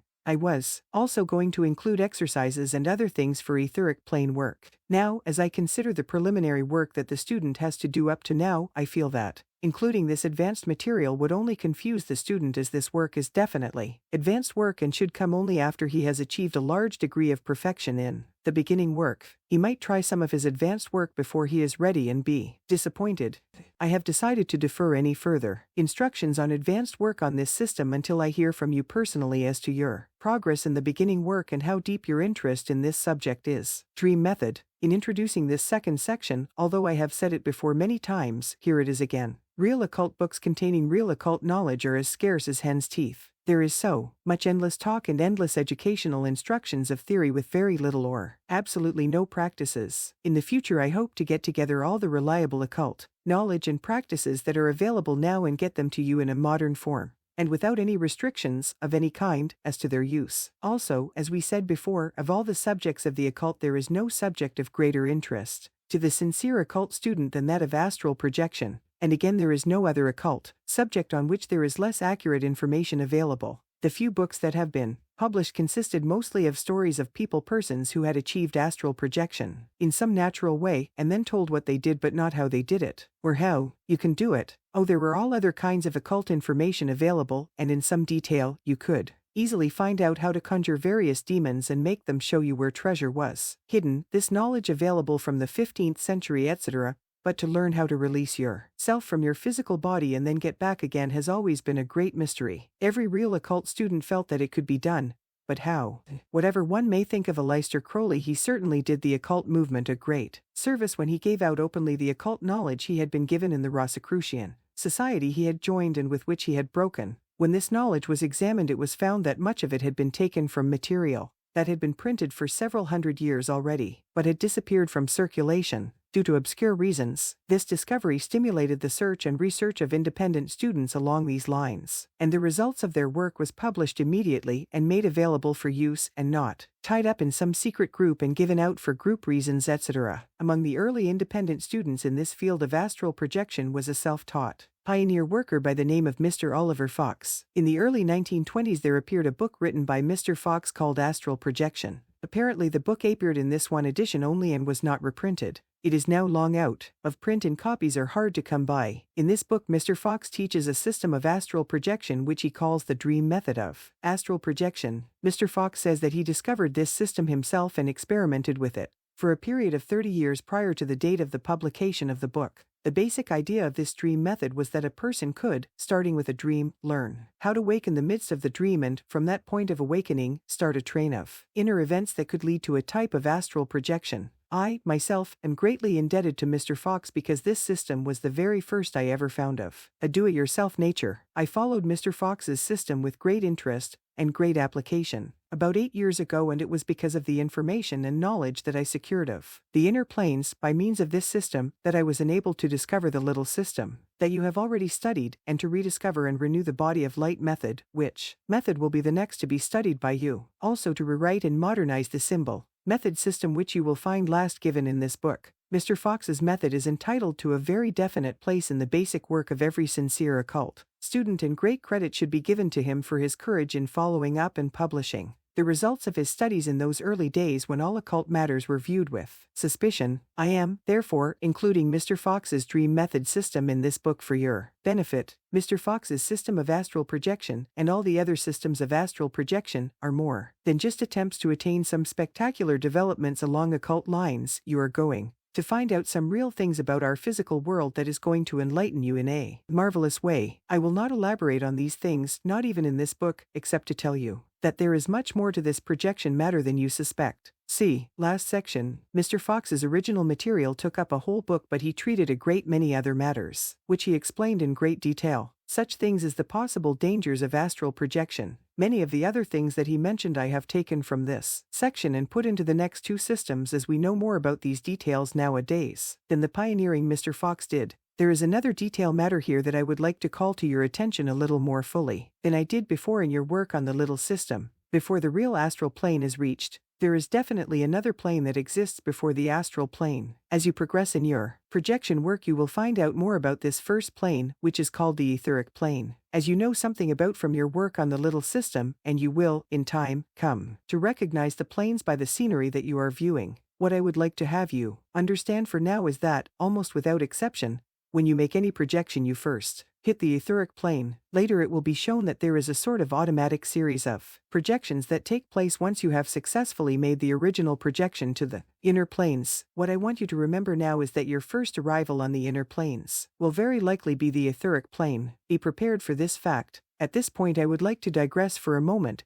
and repeat that since Mr. Fox's day in the 1920s a great deal of work has been done on these inner planes, and many interesting things have appeared to be true that were thought of before. I want to tell you here about a great occult secret that I have discovered by my own efforts, coupled with a few hints given to me by a noted psychic in one of his lectures. I am sure that the following is well known in the secret societies, but could not be given out before, and constitutes one of those secrets that was reserved for the elect. I hereby call your attention to the following also. You should discover it for yourself as you progress in this work. It seems to be true that there is another life over there, that you live when you sleep here. When I first discovered this, I first thought that life over there was automatic and that all persons lived it, but I have since found that you have to develop this life over there. That is, you do have a body over there now, as you have some kind of an organization called a body on each of the planes, but to live this over their life you have to wake up to a large degree there and organize this other body and organize this other life for action and movement before you can participate in the full benefits of that life over there. I will add a few more things about that life over there, but I will not be able to go too much farther into it as it is a subject for advanced study, for which see the last section of this book. For example, as you may have suspected, it appears that a great many things can be done over there that can affect here. It is thus possible for a man to build a life over there that can influence here very strongly. That is, many highly developed persons here do unconsciously build up a life over there that greatly influences and helps this here life. I am convinced that all the great successes of this physical life have done this second life building, and it is this second life that gives them the drive and inspiration and power to carry on here, etc. This is all I am going to say at this time. It is obvious that before you can explore the tantalizing possibilities of this second life over there, you must learn and practice all the preliminary work is given in this book, supplemented with the other lessons and practices as given out by the Gnostic Society of Self-Development, which lessons and practices are at your disposal in service, and this is just the start of your extra dividends from your work on inner plane projections. Start of instructions. The following instructions are divided into several parts. In the first part you are to learn how to remember your dreams. In the second part you are to learn how to recognize that you are dreaming.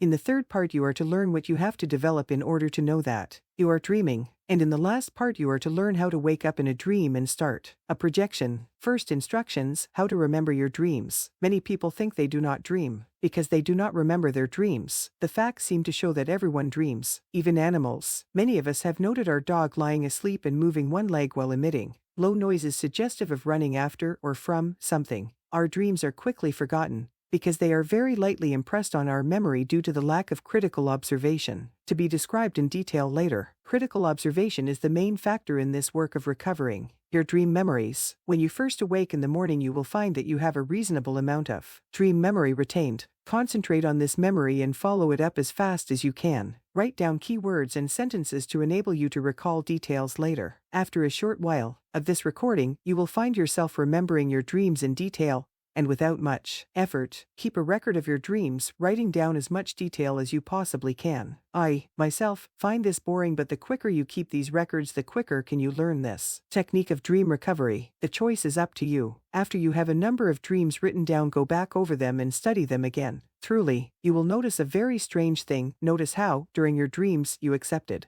the most outrageous events and situations as natural and thought nothing of it. What does this suggest to you if this is the first time you ever thought of it? Obviously there is something in your dream life that is different from your waking life, which allows you to accept the most outrageous things as perfectly natural and does not cause you a quiver in your dream. However, for the time being, do not concentrate on this fact, but concentrate on getting this material down on some kind of a record so that you are aware of this strange thing, that you accept anything in a dream as natural when it is definitely not natural for even a dream. Now comes the next step. Your previous work shows you that you do dream and that you can remember the dreams very well. Your growing awareness of your dreams can now be stepped up to the point where you can recognize that you are dreaming. As soon as you awake in the morning, or even during the night, your dream memories should be right there. By stopping any further awakening and reversing the trend of the awakening process, you can return to the dream. That is, you sort of can dream it over or continue the dream with more or less consciousness. Do not attempt to do more than this for this period of the instructions. The next step will be to watch your dreams in action. Strive to keep on a line, not awakened, not asleep. Allow the dreams to flow along as they will and make no attempt to do anything more than to watch. Now comes the most important part of the whole work, and I will go into some detail about the next part. I am going to give an illustration of an ordinary type of dream. Let us say that you are walking down the street of a city in a dream. As you walk along, you glance into the street, and you see a strange sight. You see a small automobile to which are hitched 8 green horses. The 8 horses are drawing the small automobile down the street at a lively clip. In your dream, you merely glance at this sight and then proceed to go on about your dream business. Now, if you actually saw this sight on a street in your city while awake, you would be bound to take definite notice of it. Why is it that you do not notice it in a dream? The obvious answer to this question is that you are not awake enough to arouse your sense of attention so that it grasps the situation enough to act on it. If you are going to awake enough to deeply understand that this is a dream, then you will wake up and no longer be dreaming. If you are Going to sleep deeply enough so that you accept this strange sight as natural, then you are sleep and dreaming and cannot make any further move of value to you in your study of this inner plane. So now we come to that facility which you must develop in order to wake in the dream and start a type of projection on the inner planes. The particular facility that is required to enable you to recognize any strange dream sight seen and to act on it is a facility which is called the critical facility. The word critical comes from a word that means judge, and the basic meaning of the word judge is adjustment. When you judge a thing, what do you really do? Basically, you make adjustments, in your opinion, of details and about details of thing, etc. This critical facility is closely allied to waking life. Your work is to bring this critical facility to bear on your inner dream life. You recall that we said previously that in astral projections you do not project anything but consciousness, your consciousness, by means of the directions to be given, and by practicing them, you will, in time, learn to project a large degree of your consciousness to the inner planes and still remain asleep.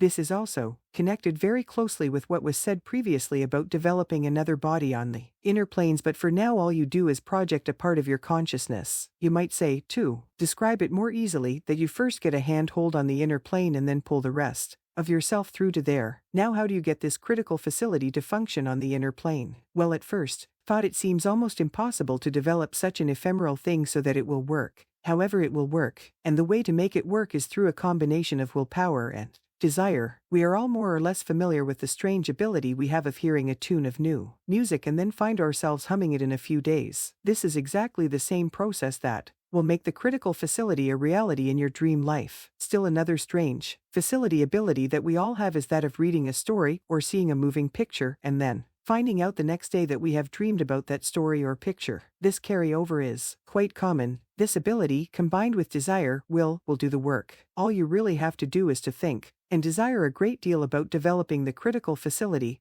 and you will find yourself using it in your dream life. How does it work? Let us go back to the original illustration, that of the 8 horses drawing a small automobile down a street of a city which you see in a dream. What would happen if you saw this in real life? In real life you would stop and stare at the sight, and many questions would run through your mind. Like this: is it an advertising stunt? Is the car broken down? If so, then why in the world have 8 horses, and why are the horses green? What is this all about? As I said, questions like this would run through your mind until you were uncomfortable at having no answer. The same thing happens in a dream. When you have developed enough critical facility, the dream discomfort would grow and grow until you reach the point where you could stand it no longer. You will then either wake up or your critical facility will become strong enough to take over in your sleep. Then will happen a marvelous thing. It will come to your dream consciousness that you are dreaming. This point will mark a great achievement in your occult projection work. I have decided to call this state of not awake, not asleep, the neither state, and will describe it more fully later. There is another important thing that I want to call to your attention, a thing that you will experience more and more in your work on the inner planes. With the consciousness that you are dreaming will come another kind of consciousness, that of being dual. For the first time,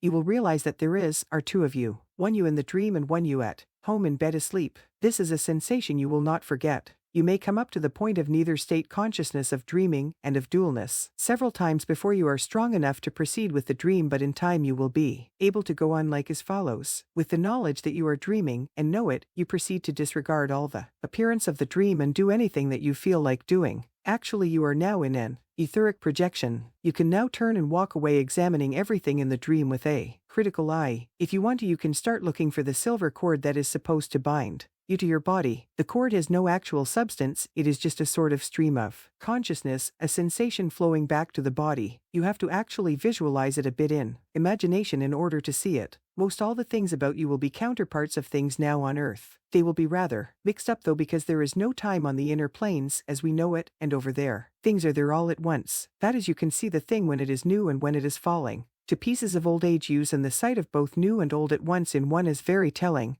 to say the least. I need not go too deeply into the operating techniques of existence, function on the etheric plane, as you will learn them for yourself firsthand. You are being born again, which is the true meaning of the words in the Bible. Do you remember how it was when you were a very little child? Do you remember, say, the first time you saw a chair, for example? You didn't know what it was, but you learned in time That is the way it is here when you first enter these inner planes. You have to learn the ordinary things of that plane all over again. You have to grow up again on that plane. However, one very important thing is in your favor. You do have more intelligence than you did as an Earth plane child, so you can bring your intelligence quickly to your aid and quickly learn the inner plane workings and doings. I would suggest to you for the first few projections you concentrate on working your etheric plane body. Do not attempt to explore the plane too fully at first. Stay still watching, studying, classifying, absorbing, experimenting carefully, and, in general, giving the same close attention to your new surroundings that you would if you were in a strange new country, which, indeed, you are. I urge the above course of action on you very strongly. Your intelligent entrance to this first plane will determine your future success in entering the other planes, which are still more different than the etheric plane. Not more difficult but more different. The trouble you encounter and the dire things that old maid occultists warn you against, all the times in the past that you read about astral projection, is really nothing but this difference that exists between the different planes and what happens when you try to act on the inner planes the same way that you act on Earth physical. Some old maid New Thought practitioner got out there one time by accident, and when she tried to come, she went, and it scared the wits out of her. So instead of trying to find out what was wrong, she labeled it all hell and warned everyone to stay away. I want you to understand this fully, so I will repeat it again. On the inner planes you have to act in accordance with the laws that govern that plane, which laws are different than the laws that govern the physical plane, and until you learn these laws and move by them, you are going to find yourself in a very peculiar position when you try to do something. When you do learn these laws and act accordingly, all will be well. Now comes another very important part of your instructions, which again I have never heard of from any other teacher, and which I am giving to you as my discovery. This information is as follows. It appears as a sort of natural law on these inner planes that once you have made a projection from the physical body to the etheric plane, and after you have been there for a time, there is a very strong tendency to continue to project again and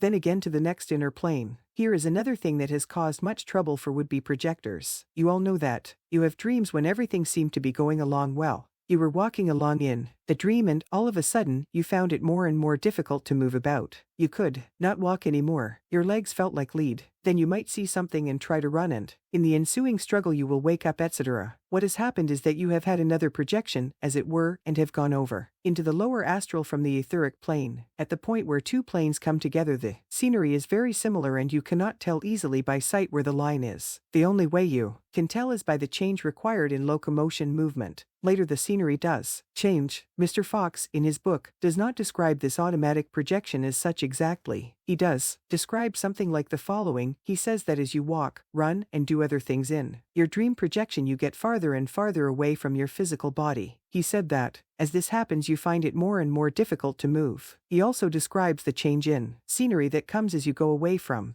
the physical body location. He also goes to some length to describe a thing he calls the warning pain. He claimed that with this increase in distance there came a pain in the head that also increased with still more distance. Now I have never felt this warning pain.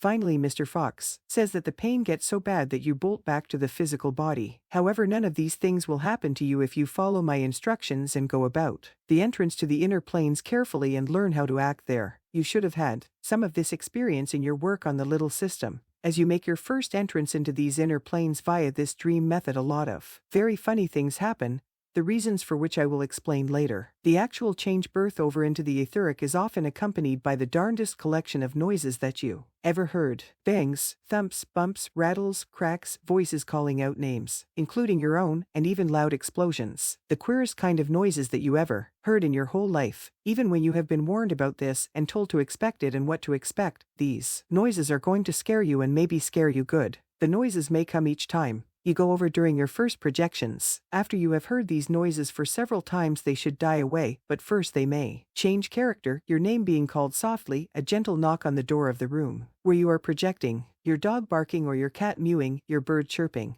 persistently. These sounds will more or less continue in your work and always be present, but you will cease to pay attention to them in time. All the noise I have left now is a sort of gentle hiss in the background. The worst noise I ever had was one time when I was working the inner planes and there was a really loud explosion that made the whole house shake, or so I thought. I jumped up saying, my heavens, the water heater has exploded, but when I went to look, there was nothing, all was quiet. This was the worst noise of all. After that the noises died away. In order to assist you to understand the reason for these noises, I will explain something about them. However, remember that this book contains 4 systems of astral projection, and I have found that I can take some of the things that Mr. Fox describes and put them in with the other systems, in which place they can be handled better. Therefore I will not go into a long involved explanation about the why of these noises, except to say that, as an occult student, you should know that the way you cognize the physical world is through your 5 senses. That is, you actually create YOUR, the physical world about you, by means of your 5 senses.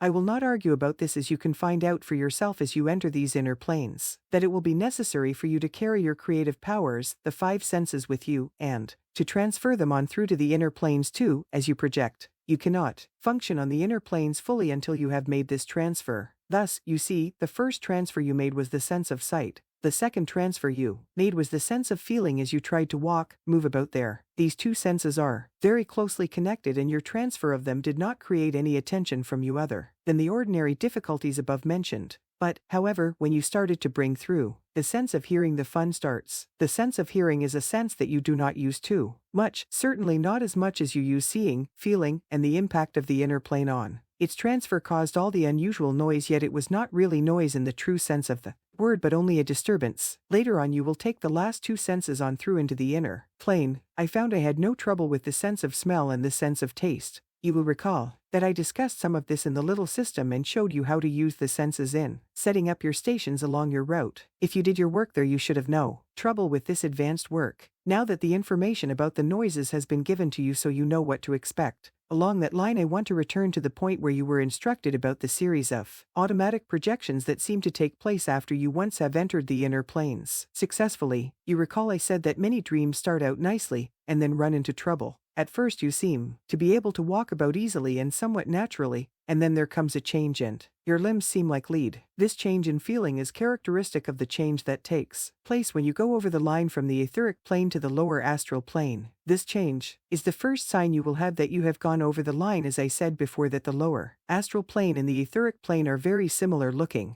I am repeating some of this as I want you to grasp it fully. Let us now assume that in your neither state projection you have reached this point where you cannot walk anymore, and with your critical facility aroused so that you note it, you can say to yourself, oh, I must be over the line. You then stop trying to walk, remain still for a time, and then attempt to glide fly. Restrain all efforts to move limbs or muscles. Will yourself off the ground and then will yourself forward or in any direction you want to go. You will soon get the knack of this. I, myself, when I reach the changeover point, begin to make jumps. First short, then long jumps. Usually about this time my critical facility is fully aroused and I take off. I love to do this and often do it rather than do the more serious work of exploring the inner planes that I should do and get the information back to you. I will admit that at times I have the fear of falling, but usually the critical facility will tell me that there is no law of gravity on the inner plane, so I let myself fall and end up with a good sound smack. But I am unhurt, of course. I will now go into a few more details about moving about on the astral plane. However, your work upon entering these planes for a long time should be merely exploratory. You are not going to do too much through this dream method anyhow. Most of your real inner plane work will be done with the body of light method, the study of which comes next.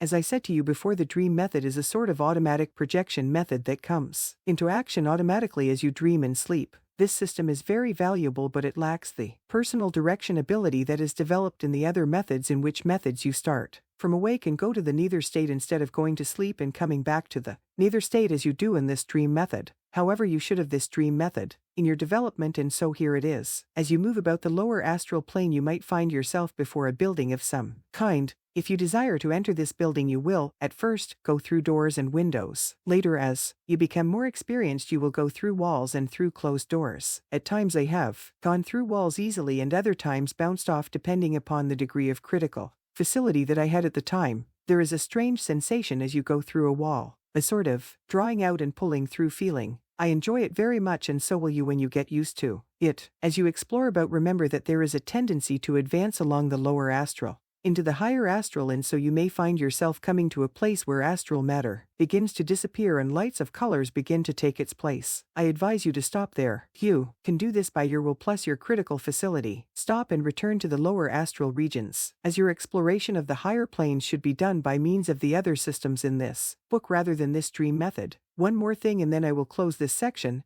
Make a point, as soon as you can, of stopping and examining the matter of whatever place you happen to find yourself. You should find it composed of many thousands of fine points of lights, and it should be moving about gently and have a sort of pulsation that should be quite noticeable. Study this all the time, proceed cautiously at all times, and use common sense always. While it is true that the material originally given out about this system took up a whole book, I have given you the gist of it in this section. All you need to know to practice it is given here. Body of Light Method. This section contains all the knowledge you need in the way of theory practice to enable you to conduct a magical operation for your benefit called the creation of a body of light. The name of this operation, creation of a body of light, means that you, by following the procedures herein outlined, can create, on the inner planes, a body vehicle that you can use for astral projection and for many other things, and in many other ways for inner plane work. This body of light creation is, basically, an extension of you. In this section, and the other sections, and in this book, I am giving you some very profound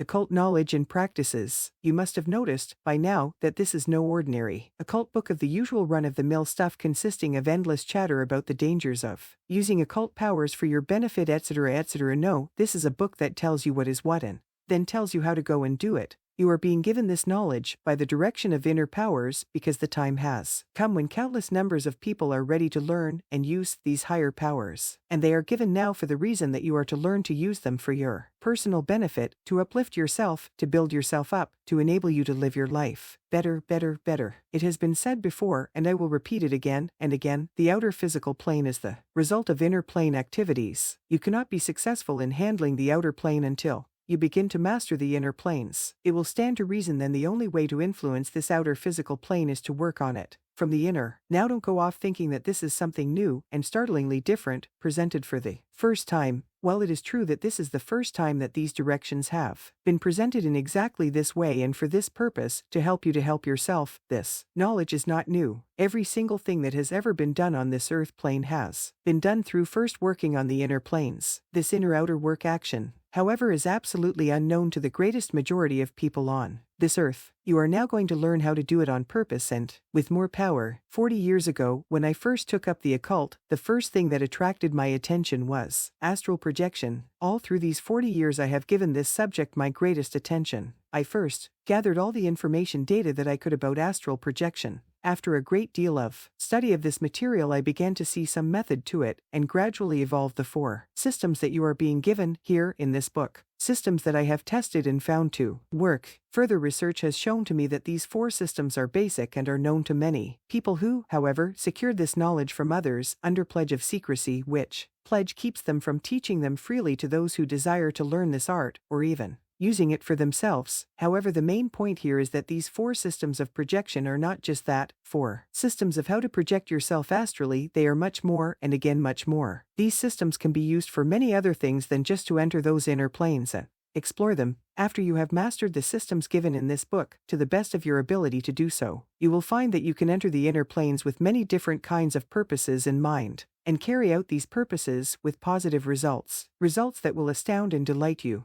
However, please bear in mind that this book is a beginning book, as it were, and you will not find very much in it about extended practices, just enough to give you an idea about extended practices and to arouse your interest in them. References will be made to advanced work in the last section of this book. When you have mastered the work as given here, we expect, by that time, to have material ready for you so that you can go as far and in as deep as you desire along these lines. So give this preliminary work your best attention and master it. The name of this operation, creation of a body of light, means that you will be shown how to construct an inner plane vehicle body, which vehicle body can be used by you to project astrally and in many other ways. This inner plane body is naturally built up and or constructed out of the matter of the inner plane. The matter of the inner plane glows with a light of its own, and the deeper into the inner plane one goes, the brighter glows the inner plane matter. This inner plane matter seemed like stars to the early clairvoyants, and they gave this plane its name, astral plane, or star plane. Also, the name clairvoyant came from this same source. The word clairvoyant means clair, light, and voyant, seeing, light seeing.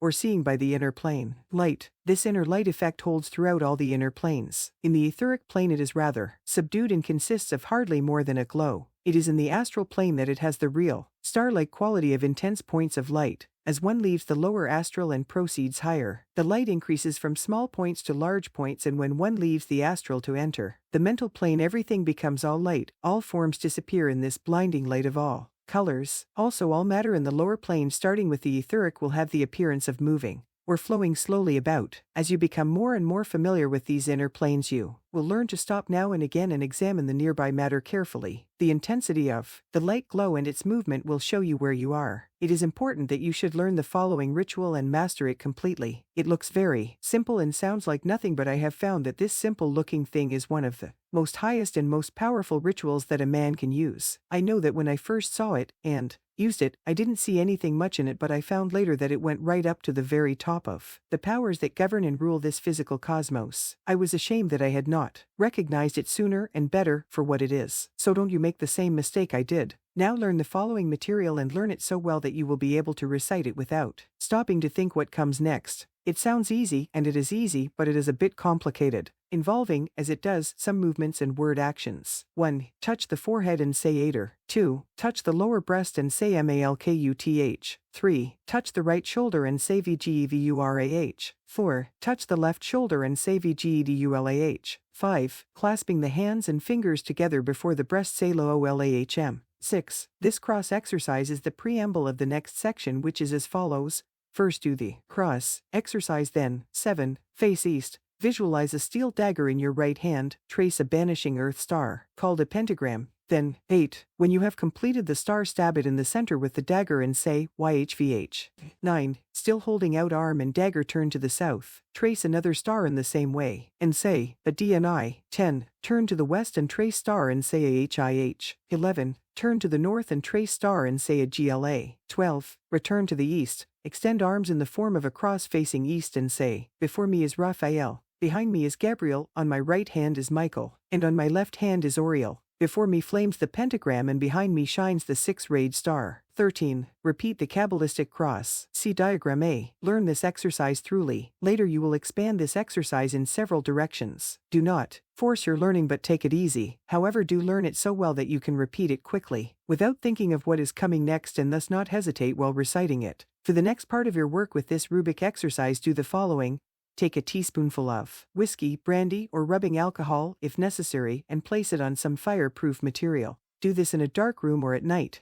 Light the liquid and note carefully the color of the blue flame, and also how it wavers as it burns. Watch this flame, get the color in your mind. Practice recalling the color to mind by looking at it and then closing your eyes and recalling the color. Do this for as long as it is necessary for you to recall this color anytime you think of it. At other times you can practice with a piece of blue-colored paper if you can find a close match, but use the flame as much as is necessary until you get this down perfect and can bring the wavering blue color to mind. Anytime or place you are. During this time of learning the visualization of the blue flame, you are to keep up the work on the Rubik exercise. As you work, however, start to visualize the dagger outlined in blue flame. And as you make the stars, see them outlined in blue flame, also the circle, as you make it. When your motion Rubik exercise is done, you should be standing in the center of a blue flame circle with 4 blue flame stars at each quarter of the earth, that is 1 blue flaming star, at each of the 4 cardinal directions of the earth. At times the work will proceed easily and visualization clear as a bell. At other times the work will be hard to do and the visualization dull. Note both of these times in your moon sign book and see if you can find anything about these times that are similar. Now here is a new addition to this exercise. After you have finished the work as above directed, then, before ending with the Kabbalistic cross, add the following exercise to your work. You are facing the east. Say this name EURUS. Enlarge the blue flame star. Visualize a scene like this through the star. A beautiful dawn, pink to rosy, clouds. The east is the quarter of air whose archangel is Raphael, whom you have invoked. Now for some time. So feel air. Let this air wash over you. Let it pierce you through and through. Imagine and feel a soft, cool morning breeze coming from the dawn clouds and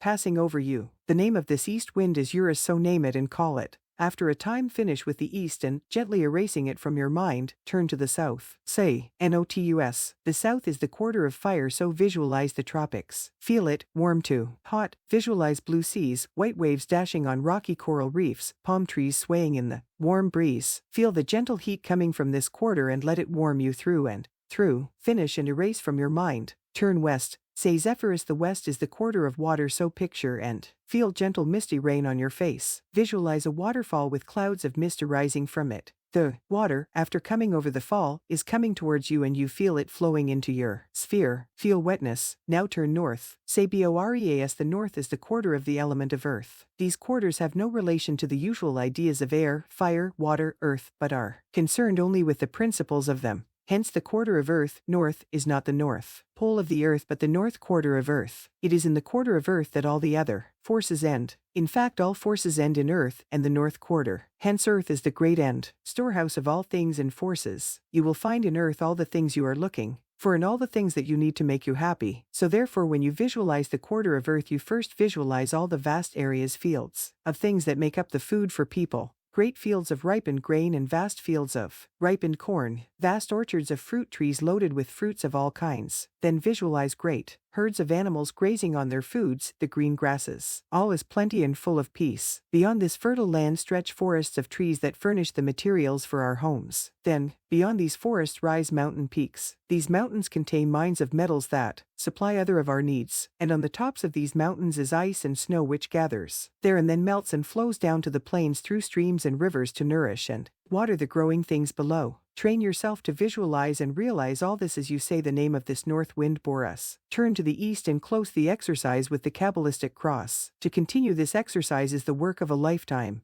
Every time you do this, it should bring you closer to the elemental forces from which all material things are created. The word matter, material, all come from the same root as the word mother. Mater comes from one meaning of matter is with one. Occult students will know that in the Western set-up system of the gods, or any kind of a god system set up, there is always one top god, the female counterpart of which all things come from. In our own Western system we have an early god, Saturn. Saturn is the first fully organized god that appears in the system. The gods before Saturn were more or less disorganized forces, or rather unorganized forces. Saturn's father was Uranus, which also means the vast sky or space. Saturn displaced his father and became the ruler of all things. Note that each god had a wife. The wife of a god is not really a wife in the sense of the word, but means the opposite counterpart of the male god. The opposite god, goddess, of Saturn, is better known as Isis. Isis is the great goddess mother and the great mother from which comes all things. I cannot go farther into this subject here. I put this material in here in order to give you some thing to meditate on in connection with the development of this projection system. But I trust that you are beginning to see that there is more to this book than just a system of astral projection. I have given you the above section of the exercise called the Kabbalistic cross because later, when you start actual exercising of the body of light, you are to use this exercise for that purpose. Preliminary work on the actual creation of the body of light from the material of the astral plane. Your first exercise work will be of a rather physical material nature. That is, it will appear to be. Actually, any and all things that you do down here, any physical action at all, is not limited to the physical plane but extends up and through all the planes clear up to the very top. You cannot do anything physical without doing something etheric, astral, mental and causal as well. You use all the planes all the time, at once and the same time, every time you do something physical. This should give you some hints about the regulation of your physical life. I have every reason to believe that those people who are not world successes in the fullest meaning of the word, that is physical world successes, are not employing the inner planes to the proper advantage. Many people are very rich on the inner planes and yet cannot transfer these riches to the physical plane. Now, of course, many people do not want to make this transfer, and that is up to them. If they really do not want to do it because they have some other kind of wrong ideas about money, fame, etc., then they too are making a mistake that will have to be corrected sooner or later. If, however, the non-transfer is due to a break in their work and understanding, then this is not good and the break should be repaired as quickly as possible. To what class do you belong? To return to our work exercises on the creation of a body of light. The first exercise you will do will develop your connection between you and your physical body. The second exercise will show you how to extend this connection to your whole body. The third exercise will show you how to actually make the connection between this new body connection and the first inner body. Then will come exercises that will definitely connect up this series of bodies into one. You will then have your body of light. First exercise, start by looking at your right hand. Look at it as if you never saw it before. Hold your right hand up before you. Turn it both ways. Move all the parts of it every way they will go. And note the actions carefully. Then, holding the palm up before you, move the thumb over the palm of the hand and say out aloud, thumb. Then bend the finger down over the thumb palm and say first finger. Then bend the second finger down over the palm and say third finger. Then bend over the little finger and say little finger. Do this slowly and very carefully and watch, feel the actions, words hard. Get into the feeling of these actions. When you have finished the above cycle, then reverse the process and, starting with the little finger, raise the little finger and say little finger, and so on down to the thumb. Do this exercise about 4 times the first day and later increase it to about 10 or 12 times during the day or whenever you think of it and can find the privacy necessary. Don't stew over the exercise, but do it when you feel like it and do it easily and without pressure. After some time has passed, include your left hand in this exercise and increase the time on it until you are doing the exercise for about 25 times a day, or if you don't like to do it so much, then pick out your own idea of the number of times you want to do it. The point is, don't pressure and don't constantly look for results. Just do it naturally and easily. Next, extend this exercise to your legs, starting with the right leg first and then the left leg and so on. Next, sit down in a chair and bend forward and backward and sideways as far as you can, saying the appropriate words as you do the actions. Sometime along in here you should be able to close your eyes and see an image of your inner hands doing the same movements as the physical hands. Your inner hands should appear as gray-white shadow transparent hands before your inner eye. Now you can begin to experiment, but don't run ahead of these exercises. Close your eyes and see your inner hands. Work the outer physical hands in the folding finger exercise and watch the inner hands do the same action. After a time, work the outer inner together and then work the inner alone. However, don't get in the habit of doing the inner alone for a long time to come. Your development requires that the two should work together for a long time. I would suggest that you take at least 6 months before you go on to the next following work. If you should start the next work prematurely and it doesn't work out, then you would be disappointed and tend to stop your work. This work is very tough and hard but tremendously rewarding, and you should not treat it like ordinary work. At the end of the suggested period of time, you should be able to see another body before you. When you close your physical eyes and open your inner eyes, you should be able to see, starting with your physical hands first, a complete body before you. This body should move the same as your physical body moves and with the same motions. This body should be able to perform simple motions at your mental orders. You have now done 1, 2, and 3 of the exercises outlined at the start of this work. Now comes the work to definitely train the body of light to perform more complex tasks. You will do this in the following way. First, perform the exercise of the Kabbalistic cross with the physical body. When the physical actions are completed, then bring a chair into the center of the room in which you are working and seat yourself in this chair facing east. After a little time, visualize this body of light that you have created standing out in front of you facing east. Remain seated quietly and make the body of light go through the ritual of the Kabbalistic cross while you watch it mentally. Do this very carefully and have the body perform the ritual in all its details. Again, there should be no hurry about this work. You should take all the time you need in order to fully develop the working of this body of light. The more time you spend on the preparations, the better your later control will be. When you are through working the ritual, withdraw the body of light back into yourself and keep it there. Do not allow yourself, at this early stage, to idly use it for anything else than the working of the ritual. Practice this working and practice the control of the body after you are through with the ritual. Your next step work consists of transferring your consciousness to this body of light that you have created, where you can develop and use this body of light as a familiar first, if you so desire. What is a familiar? A familiar is an old-time name for a sort of assistant associate extension of yourself which the occultist, living in the medieval ages, was able to create out of other planes material, using knowledge methods from the system knowledge of the Kabbalah system. You have been given the system so far in this book. You have been given some knowledge, which has never been given out before. To the very best of my knowledge, I am giving it to you, as I would like to have you understand that all operations of inner plane magical operations are very closely connected and not far apart as one would think otherwise. Naturally, it goes without saying that the Roman Catholic Church, which was at the height of its power during the medieval ages, was very much against this sort of thing and did succeed in suppressing and killing many of the people who knew about this sort of thing and or driving them underground, also discrediting them by labeling them witches and warlocks, the witch being female and the warlock being male. The cycle of cosmic world forces have again come around to the place where the power of the Church has been greatly curtailed, and these workings of inner plane knowledge can be rediscovered and recovered by those who are clairvoyant, from the great storehouse of astral reflecting ether images. This is the knowledge that can be made available to you so you can help yourself to a better life for you on the physical plane. This object, the creation of a better physical life for you on the physical plane, is the avowed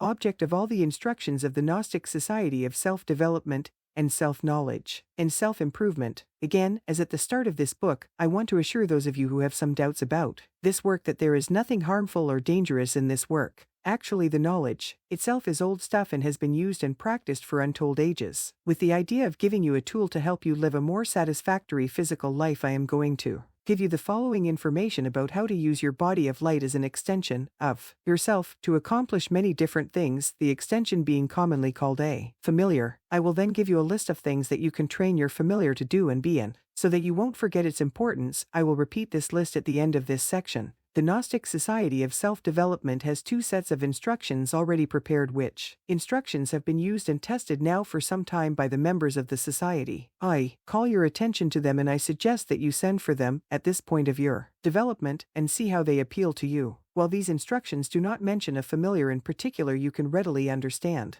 from the development you have reached by this time how these instructions work. The 2 instructions are called how to be a power in your job, lodge, town, group, school, etc. and the instruction is signed Sorrel. The other instruction is called how to change your name to a magical form and is signed Agile. The first instruction shows you how to go about contacting the counterpart of the above mentioned groups or any other things like that and then influencing them in any way that you want to. The second instruction shows you how to make up a magical image of your name and to do work with it. You will readily understand how to link this instruction up with what you have learned up to now, as the work is very similar. The successful use of these instructions will suggest many more uses to you, and you can always contact me while I live and get more. Up to this point in this work, the knowledge and training that you have acquired in creating and developing your body of light plus the knowledge contained in the 2 above mentioned instructions should enable you to enter the inner planes to enough degree so as to influence circumstances, coming events in your favor. Work of this sort never ends and you will have all eternity to perfect it. I am going to give now a list of things that you will be able to do with a little more practice with your light body familiar in its present state of development,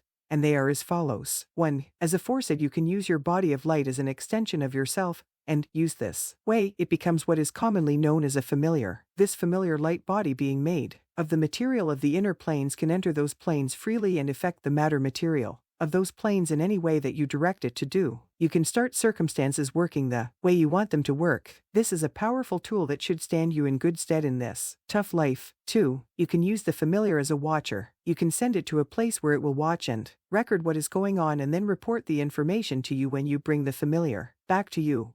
3. You can use the familiar as a guard. You can form the familiar into the form of whatever animal you want to, or any other form for that matter, and set it to guard something. If it is attacked, it will respond back with a fighting system that is used by the animal type form that you are using, just as if it were real, and it is real. 4. I do not practice healing of the body, as that is not my line of work, but I do know that the body of light familiar can be used as a healing agent somewhat in the following manner. Transfer to the body of light form the particular illness that is troubling you. You then handle this illness through your power of imagination. You alter and change the out-pictured illness that you see in your imagination into a pictured condition of health. You can do this for others easier than you can do it for yourself as a rule, but it also requires a great deal of occult experience and power knowledge, and this work should be undertaken only after this power knowledge and experience have been acquired. 5. It is possible to rebuild, in your imagination, your body of light as you were when you were younger, or better than you were when you were younger, and by a system of transference, change back your physical body into the image of the body of light, a sort of reverse process from your first building up process. This is a very important feature of this work, but, again, it takes a great deal of advanced knowledge and training developed power. 6. All things have a counterpart on the inner planes. In fact, the real thing is there and not here. You can go, in your body of light, to the place in the inner planes where these counterparts are, and there merge yourself with the counterpart and thus control it. This is the basis of the instruction referred to before under the heading of the instructions. How to become a power in your job, lodge, town, group, school, etc., signed by Sorrel. 7. You can invoke, in your imagination, an image of some particular God force that you want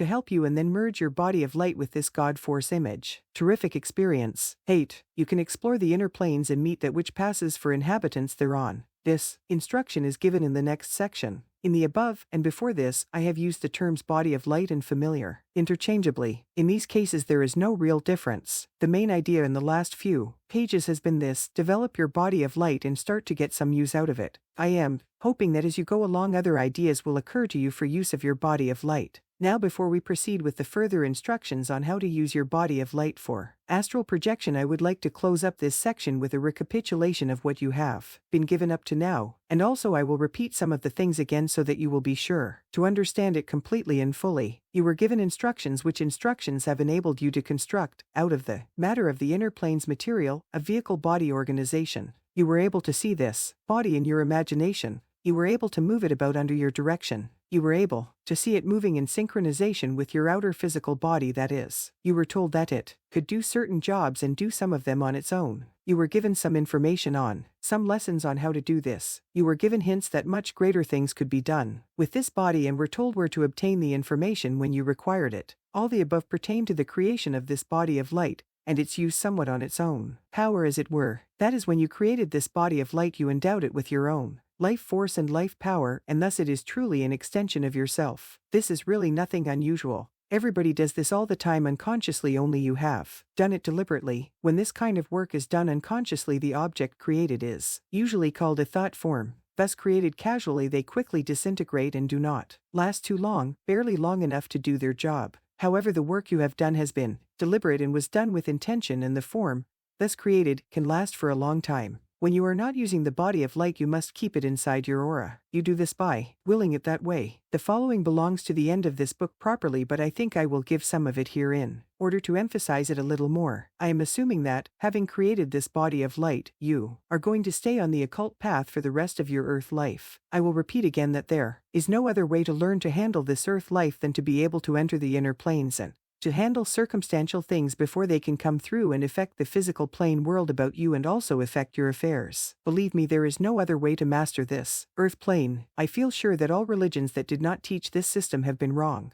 However, you do find some of it in all religions. All religions deal with things called miracles, and claim that these miracles were caused by their God interfering with the natural order of things for the benefit of some believer. I will not go farther into this here, but you do some meditating on this subject. Think about what religions are. When you finish this book, you will have 4 systems at your disposal. 4 systems by which you can enter these inner planes and accomplish works there that can influence the final workings out of final physical matter effects. I hope you will use these systems to your advantage in particular, and also don't forget to use them for the advantage of the whole world once in a while. It's all yours, go to it. I would like to also repeat here again that before you take up these systems in all seriousness and decide to go on through with them, make an effort to clear out all things in your life that might hinder you in carrying them out. If this is impossible, then do the best you can about getting external matters in their proper place and keep them there. More will be said about this later and some other suggestions given. We have finished now with the uses of the body of light for purposes of it acting as a familiar. We will resume the instructions for using the body of light as a vehicle for astral projection. I felt that I should give you all the information possible about the use of the body of light for the other purposes, and also I did this to instruct you that many occult operations are of many purposes instead of limited to one single thing, and some of these purposes cross over one into the other. Meditate on this. I am going to mention another matter here, and I will enlarge on it more fully in the last section. For now I am going to say only in coming down from no thing to something, or coming into physical existence from no physical existence, you, the divine spark, gained a different sense for each plane you add to your outward expression. Meditate on this for the time being. So therefore, in going back up to the inner planes, you really should drop a sense for each inner plane that you re-enter. That is, you really should according to the way you came down. And when you enter these planes unconsciously in your dreams or other ways, there is much confusion due to this lack of one or more of the senses. And this confusion is one of the things that seem so mysterious on these inner plane journeys. In the next step, you are going to unite your consciousness with that consciousness of the body of light that you have created.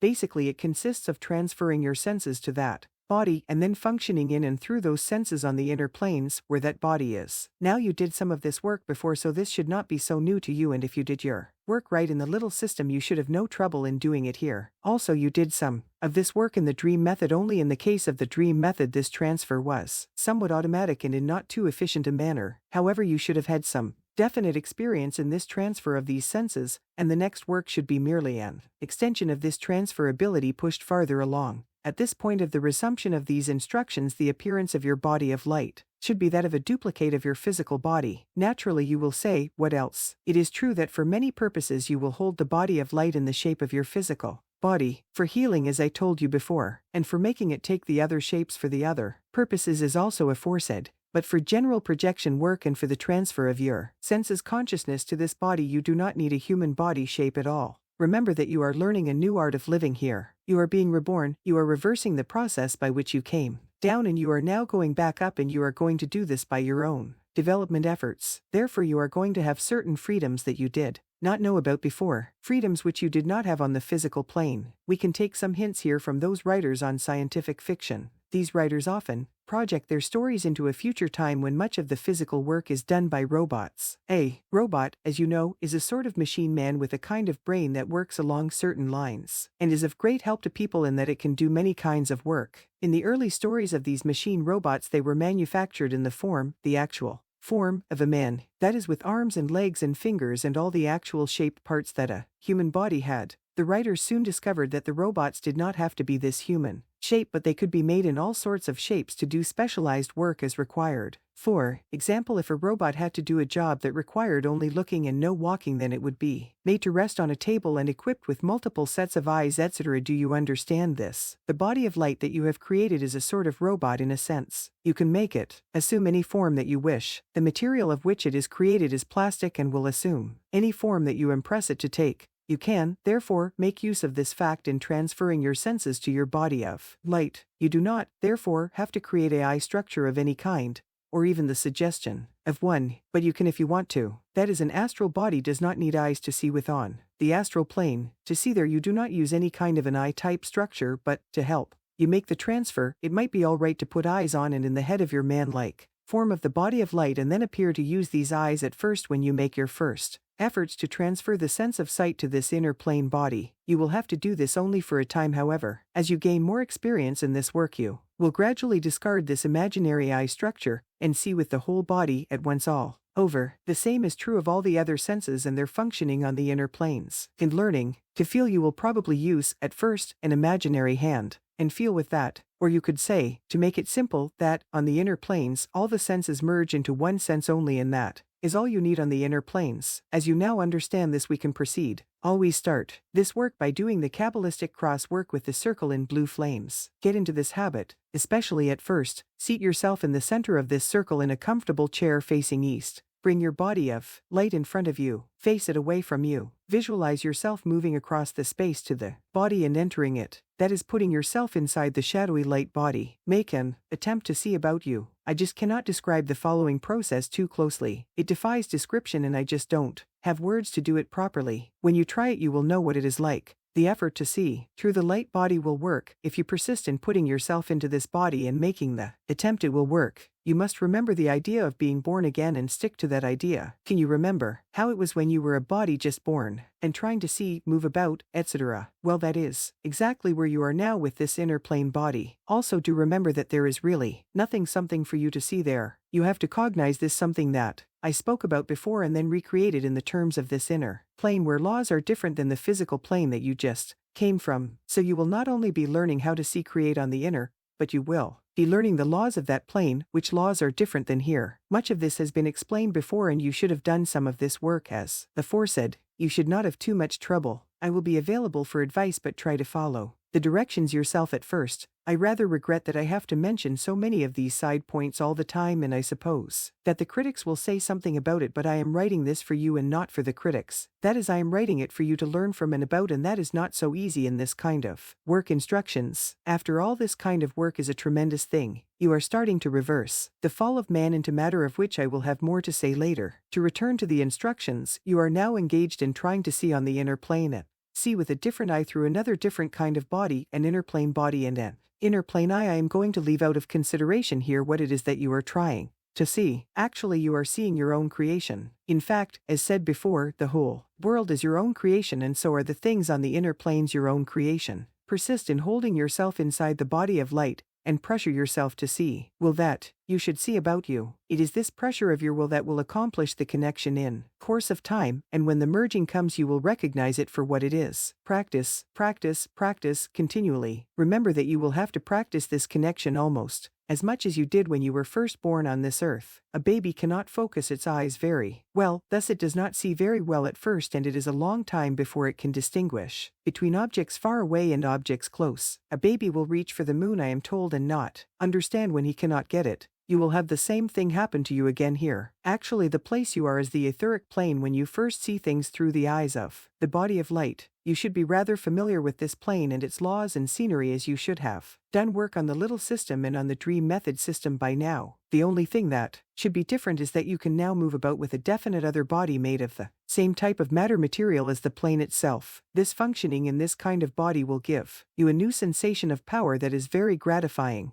After you have attained some degree of seeing and some degree of moving about, the next sense you will develop is that of feeling. The learning to move about is a sort of feeling, but you can learn how to develop this to a much larger degree, and it will be necessary for you to develop this to a much larger degree if you are going to really function on these inner planes. By function I mean accomplish actions that result in effects, which effects are transferred to the physical plane. However, in this book I will not go too much into this phase of the subject, as this book is a beginning type, that is, you first have to learn how to function before you can function in many different ways. Those who are interested, and I hope there will be many of them, can contact me later for advanced instructions. As you will be on the etheric plane, or very close to the border line of the lower astral, you can select an appropriate object on which to practice your body of light sense of touch feeling. The things you see on the etheric plane should be counterparts of things that now exist on the physical plane. Do not, however, select a counterpart of a living thing. Influencing live things counterparts belongs to advanced work again. Select a counterpart of some simple object, such as a chair or a table, for your first feeling work. Place the body of light, with you in it, in front of the object you have selected. You can now extend a hand from the body of light and touch the object. The contact should bring a sensation, and, of course, this sensation is different from that of a physical contact with the physical body. Again, you have to practice and practice again and again this etheric contact. Run your hand over the object and try to assemble the feelings into something like recognition of some kind of form and shape. You will find that you have to create this form and add substance to it yourself, as was explained before, but for now just get as much ordinary feeling sense out of the contact as you can. Your feeling will never be as perfect as physical feeling is, so don't expect too much from this, but on the other hand you do not have to use the force feeling on the inner planes that you do on the outer physical to accomplish results. You will at first, as I said, extend an etheric arm and do the feeling a great deal like the way you do on the physical plane. Later you will find that you can feel with the whole body at once, and have no need to extend a hand-like thing. You will learn to flow around the object and feel it that way. Still later you will find that you will feel by not only feeling the outside of the object, flowing through the object. You will find that on the inner planes two objects can occupy the same space at the same time. If you would care to do some meditating, then think what the reason for this can be. I would like for you to find out about the density of the matter on the inner planes for yourself. Also remember that part of the recording of sense reactions on the physical plane is due to the use of your imagination also. You will learn that on the recording of inner plane sensations the imagination will be a much more potent force to be reckoned with. In fact, later when you learn to make extreme journeys into the deeper inner planes you will have to look out for your imagination, as in those deeper planes the imagination is very powerful and the matter of those planes extremely fluid, so much so that you can form this inner plane matter very easily into whatever thing you are imagining at the time, and it will take that form and even say what you want to hear. Many people have deceived themselves in this way and imagined that they were gods or were special messengers of the gods, etc., and made no end of trouble for themselves and for others who believed them. There are ways of doing this sort of thing right, and I want you to do it right from the beginning. The next three senses should be developed in the following order: tasting, smelling, and hearing. Tasting and smelling can be developed the same way as you develop the sense of feeling. By this time you well know that you do not have to have a tongue or a nose to taste or to smell with. You select the object to be tasted and to be smelled, and you flow the body of light around them and proceed to smell and taste, and with the usual application of your imagination. You will not use these senses too much on the inner planes, but you should develop them to the best of your ability. Actually, you will use the senses of seeing and feeling more than any of the others. The treatment of the sense of hearing will be handled on personal contact with me. This sense is not like the others. I have now given you about all the basic knowledge and instructions necessary for you to create your own body of light and to use it for certain functions. The work is not easy, but it is not hard. Unlike most any other kinds of work or training, this work is very personal and also very much of a concentrated action type of which you are the center and driving force. If you will study the knowledge and do the training, you will succeed in the degree that you are capable of doing so, and even in the least adaptable of you that should be considerable. I hope it came to your attention as you went along with the work how the different systems, the little system, the dream method, blended into each other and reinforced each other. Many of the things that you learned in the little system was renewed in the two later systems, and in greater force and detail. In closing this section, I will again recapitulate the work you do in this body of light section. In this operation treated in this section called the creation of a body of light, you create an organized center on the inner planes out of the material of those planes. This organized center is also called a body, but you found that, for all purposes, it was not necessary to have the actual form of a physical body, but the body could be formless, or take any form that you desire it to take. After the formation of this center, you learned how to transfer your center of consciousness to this body and how to function in it. You were taught to function in this body by transferring to it the use of the 5 senses each in turn. You were given a list of possible uses of this body after you had mastered its use, and some of them were: 1. You can use the body of light as a familiar. This familiar is really nothing but an extension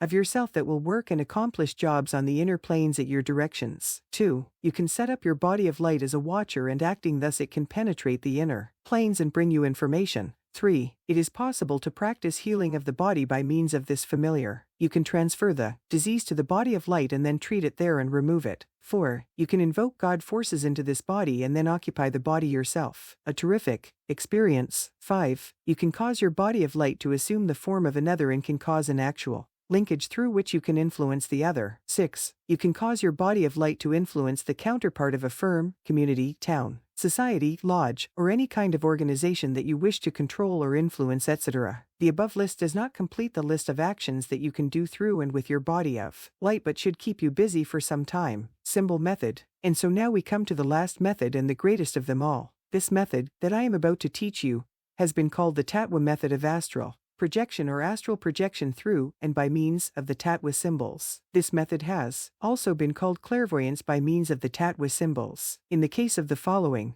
instruction practices, the distinction between clairvoyance and astral projection disappears, and the two things become as one for all practical purposes, which is something I have called to your attention before. I am here going to repeat the before mentioned truth, the basic fact that all outer things come from the inner, and also that the inner is the real thing while the outer is the symbol only of the inner thing. I will also repeat until it runs out of your ears that we cannot deal successfully with this outer world in any way other than through the inner world first. The above statement is one of the most profound truths in existence. As I said before, I am sure that there is a race of people now on earth, and some of them were always on earth, that know this truth and practice it themselves all the time. I am also sure that these people are self-born people, that they acquired the knowledge through their own efforts and that they use this knowledge for their own benefits. It also seems that they do not want others to have this knowledge freely, as they, apparently, make no attempt to teach this knowledge to others. The few unsatisfactory conversations I have had with one of them, that I ran down myself, was to the effect that when a person is ready, the knowledge will come to them. There is a price that must be paid for this great knowledge, and this price is that of refusing to believe the world and its appearances, and to turn the back on all that one has ever believed in or ever held dear, a struggle to overcome inertia, fear, and other holdbacks. It would seem as if this knowledge was of such a quality that it must be gotten against, and in spite of, all ordinary manners of attaining knowledge. This knowledge can develop only against opposition. Opposition is the food on which it feeds, the stimulator that creates, and so on. I, frankly, do not know the exact reason why this knowledge is there and these people are there, and there is no attempt made to teach this knowledge for the benefit of the world. I know that my own struggle was terrible. Fortunately, I was in a kind of a daze all the time I was going through the struggle. I lost every cent I had in the world. For 15 years I was like in a desert. I did not come out of it until I began to write these things down. Therefore I do not know if you people will be able to make use of this knowledge or not. I do not know if any of you people will be able to understand this knowledge or not, to be able to use it without that struggle also. A master did tell me once that the earth has entered the Aquarian age some time ago, and it could be that this new age has decreed these things can now be known and practiced. In fact, I was told that and I did write it down before, but the significance escaped me until today. So here is the knowledge. For God's sake, take it and use it and benefit by it, as it seems that I can give it to you, and, other than paying for this book, you have no other price to pay. Use it. The instructions to follow will be divided into 3 parts. The first part will consist of the directions for making and coloring the symbol cards. The symbols you will use for this first work will consist of the tatwa symbols. First, the simple symbol of the element, and then compounded symbols made up of combinations of the basic 5. The first coloring you will do will be the simple single color, and then you will duplicate this in the complementary color. And this instruction will be carried on in some detail in the last section.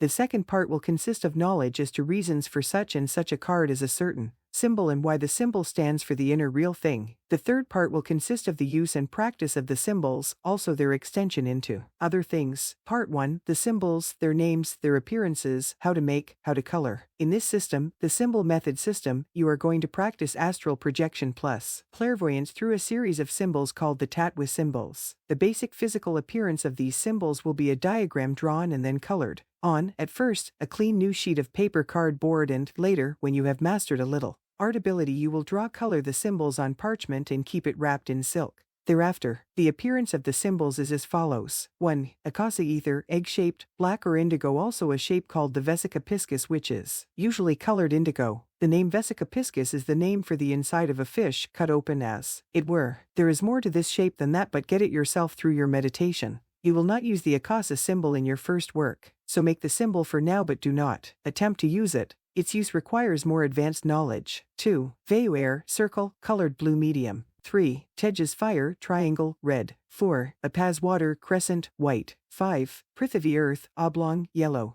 These symbols should be made on cards 5 inches by 4 inches. In order to give you every assistance in making your set of symbols, I will keep on hand here all the supplies that you will need to make up these symbols. I will endeavor to set up an address through which I can always be contacted for some years. The supplies you will need are 1. A good ink and pencil compass. 2. The right size paper already cut to fit. 3. A good ruler. 4. India ink. 5. Good ink pens. 6. Genuine parchment. This can wait for some time. 7. Assorted colors of the right type. 8. Various sized brushes of good quality, and a few other things. I suggest that you draw and color a large number of symbols on paper in order to develop some art skill necessary to do a good job. Also, I suggest that after you have read this book and studied it for some time and are ready for the tatwa work, you then contact me through the address given and inquire about the price list at that time. You can get and accumulate your own supplies if you live in a large city, where they can be obtained easily, or if you have them on hand, so much the better. Our only purpose in keeping these supplies on hand will be to help you and to make it easy for you to make your symbols by keeping these different kinds of materials where they can be gotten easily when you are ready. The first symbol you will make and use will be the earth Prithvi symbol, an oblong painted, golden yellow. An easy way to make this symbol is to set up your 4x5 card. Take your ruler and draw lightly with a hard pencil 2 lines from each corner to the other, crossing them of course in the center. Then take the ruler and measure 1/2 away from the center, cross on each line away from the center. Place a dot there at each point. Connect all these dots with a line. You should then have an oblong. At first, unless you make the lines absolutely accurate, you will notice slight irregularities. Practice until you make the line straight and the oblong perfect. Now take the drawing pen and load it with ink and accurately outline the oblong. Allow the ink to dry thoroughly. When the lines are dry, take your golden yellow watercolor and carefully paint the oblong, bringing the color right up to the ink line with a small brush. Allow to dry, etc. Before painting, however, remove the pencil lines from the drawing with an eraser. Now proceed with the circle symbol. Make the same kind of lines from corner to corner. Then, take the compass and make a circle using the point where the lines cross as the center end, using your judgment as to size. Then take the compass and turn it into the ink compass, ink it, and cover the pencil circle with ink. When dry, remove the pencil marks. Then paint the circle blue. For the crescent and the triangle, you will need some other kinds of lines. Now I am sure that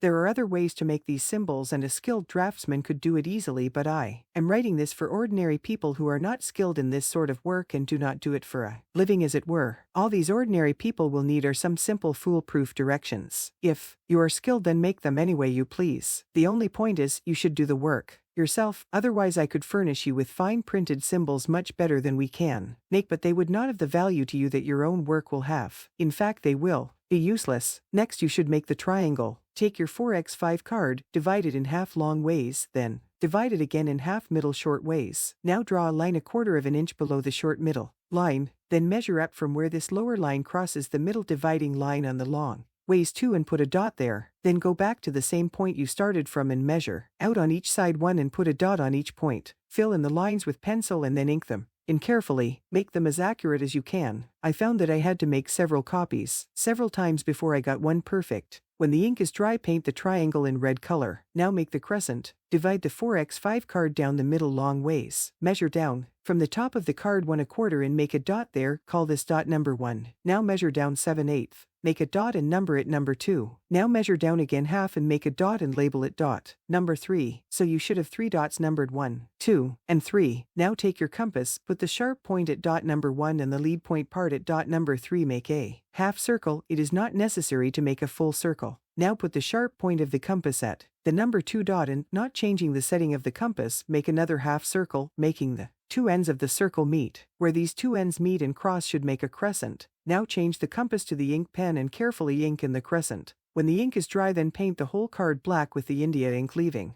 the crescent white. Later on, if you wish, you can experiment with painting the crescent a pale lavender and also painting the card pale lavender with the crescent black. But for now, leave the crescent white and the rest of the card black. Wash the India ink out carefully from the brush or the brush will be ruined. You now have your 4 main symbols painted in their primary colors. It is true that there is another symbol called Akasha, but as you will not use that symbol for some time, I will leave the description as to how to make this symbol until the last section as said before. In your future work you will need these symbols prepared in 4 different ways, or 16 in all, and including the Akasha to be made, 20 all told. You now have 1 symbol made up, and so draw and ink the outlines of 3 more of each symbol. You can now proceed to paint in the proper colors on the outlines that you have prepared. We will again start with the earth symbol. You have now an earth symbol, a square oblong, painted golden yellow. Take your next inked outline, paint the square golden yellow, then paint the remainder of the space on the card around the symbol violet. Do a good job.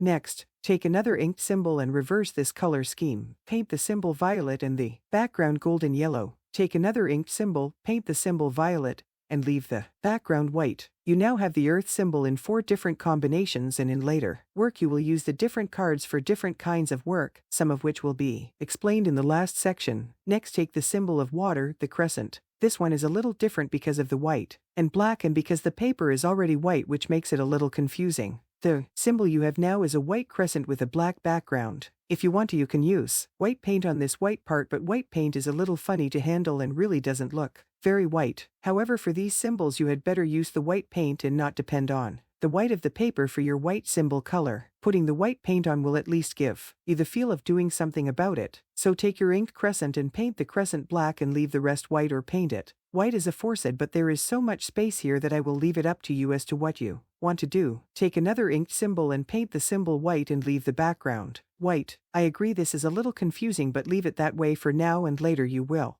understand it better. This confusion is typical of the element of water and its inherent nature, which nature is instability and changeableness in many degrees. Next, take the symbol of fire, the triangle. You have one in which the triangle is painted red and the background left white. Take an inked outline, paint the triangle green and the background red. Take another inked outline, paint the triangle red and then paint the background green. Take another inked outline, paint the triangle green and leave the background white. This should complete the work for the preliminary layout of your elemental symbols. I trust that you learn to enjoy this work. Making magical tools is a fascinating occupation. You are probably tired now and ready to take a rest from these labors, but I hope I won't startle you by reminding you that you will have to do this for some time yet, and you can learn all the operating techniques from these paper cards. This is properly the end of section 1. The reason for these symbols being the shapes they are and the connections thereby to the inner forces they represent will be explained in part 2, which follows. I would like to call to your attention that, as far as I have been able to find out, no one else has ever taught that different kinds of symbols could be used and used for different kinds of things operations. There has been some information given about the use of the symbol,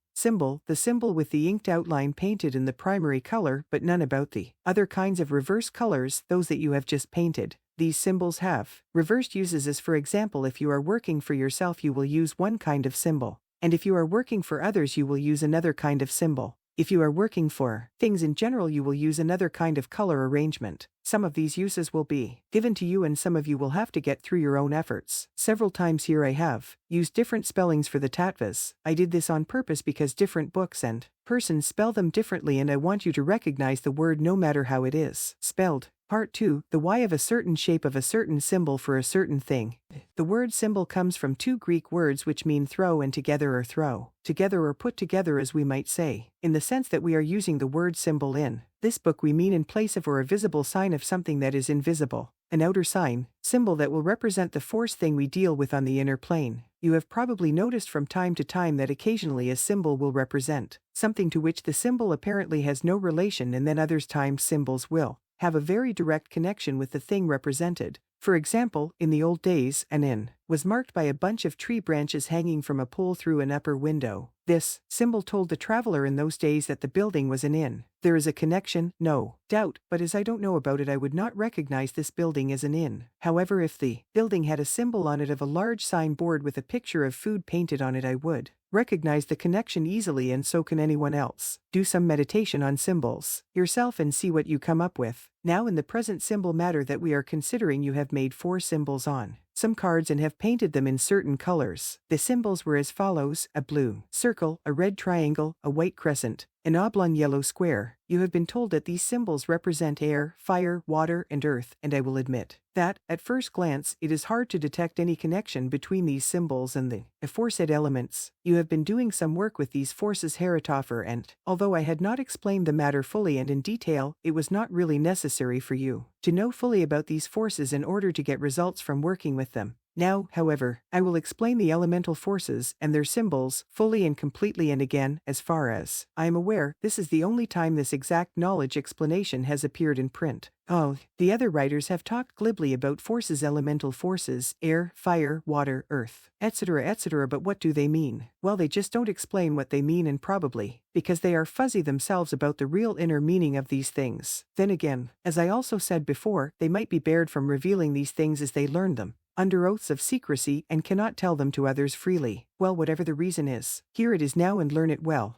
The things called air, fire, water, and earth are not really air, fire, water, and earth of the physical type you and everyone else is familiar with. To understand them you will have to make a radical departure from your ordinary type of thinking and begin to really think. The things called air, fire, water, and earth are qualities, and not things, physical things. These qualities are what make up the physical universe, not the inner universe beyond the mental plane, as was told previously, or not beyond the point where things becomes forces, or rather where all things become one thing and all senses becomes one sense. Recall what I told you before, that as you came down the planes you gained another sense each plane you entered. Also recall I told you part of your work on illumination was to take the developed senses back up the inner planes and keep control of them instead of losing them to a sort of halfway place where earth meets heaven. Remember these things and don't forget them. So as these elemental forces are qualities, what are qualities and what does this mean? Let us consider the element of air. What would the quality of air be? The word quality comes from the Latin word qualitas, which means how constituted, and the word constituted comes from 2 Latin words constituere. Con means within, stituere means place. Any help?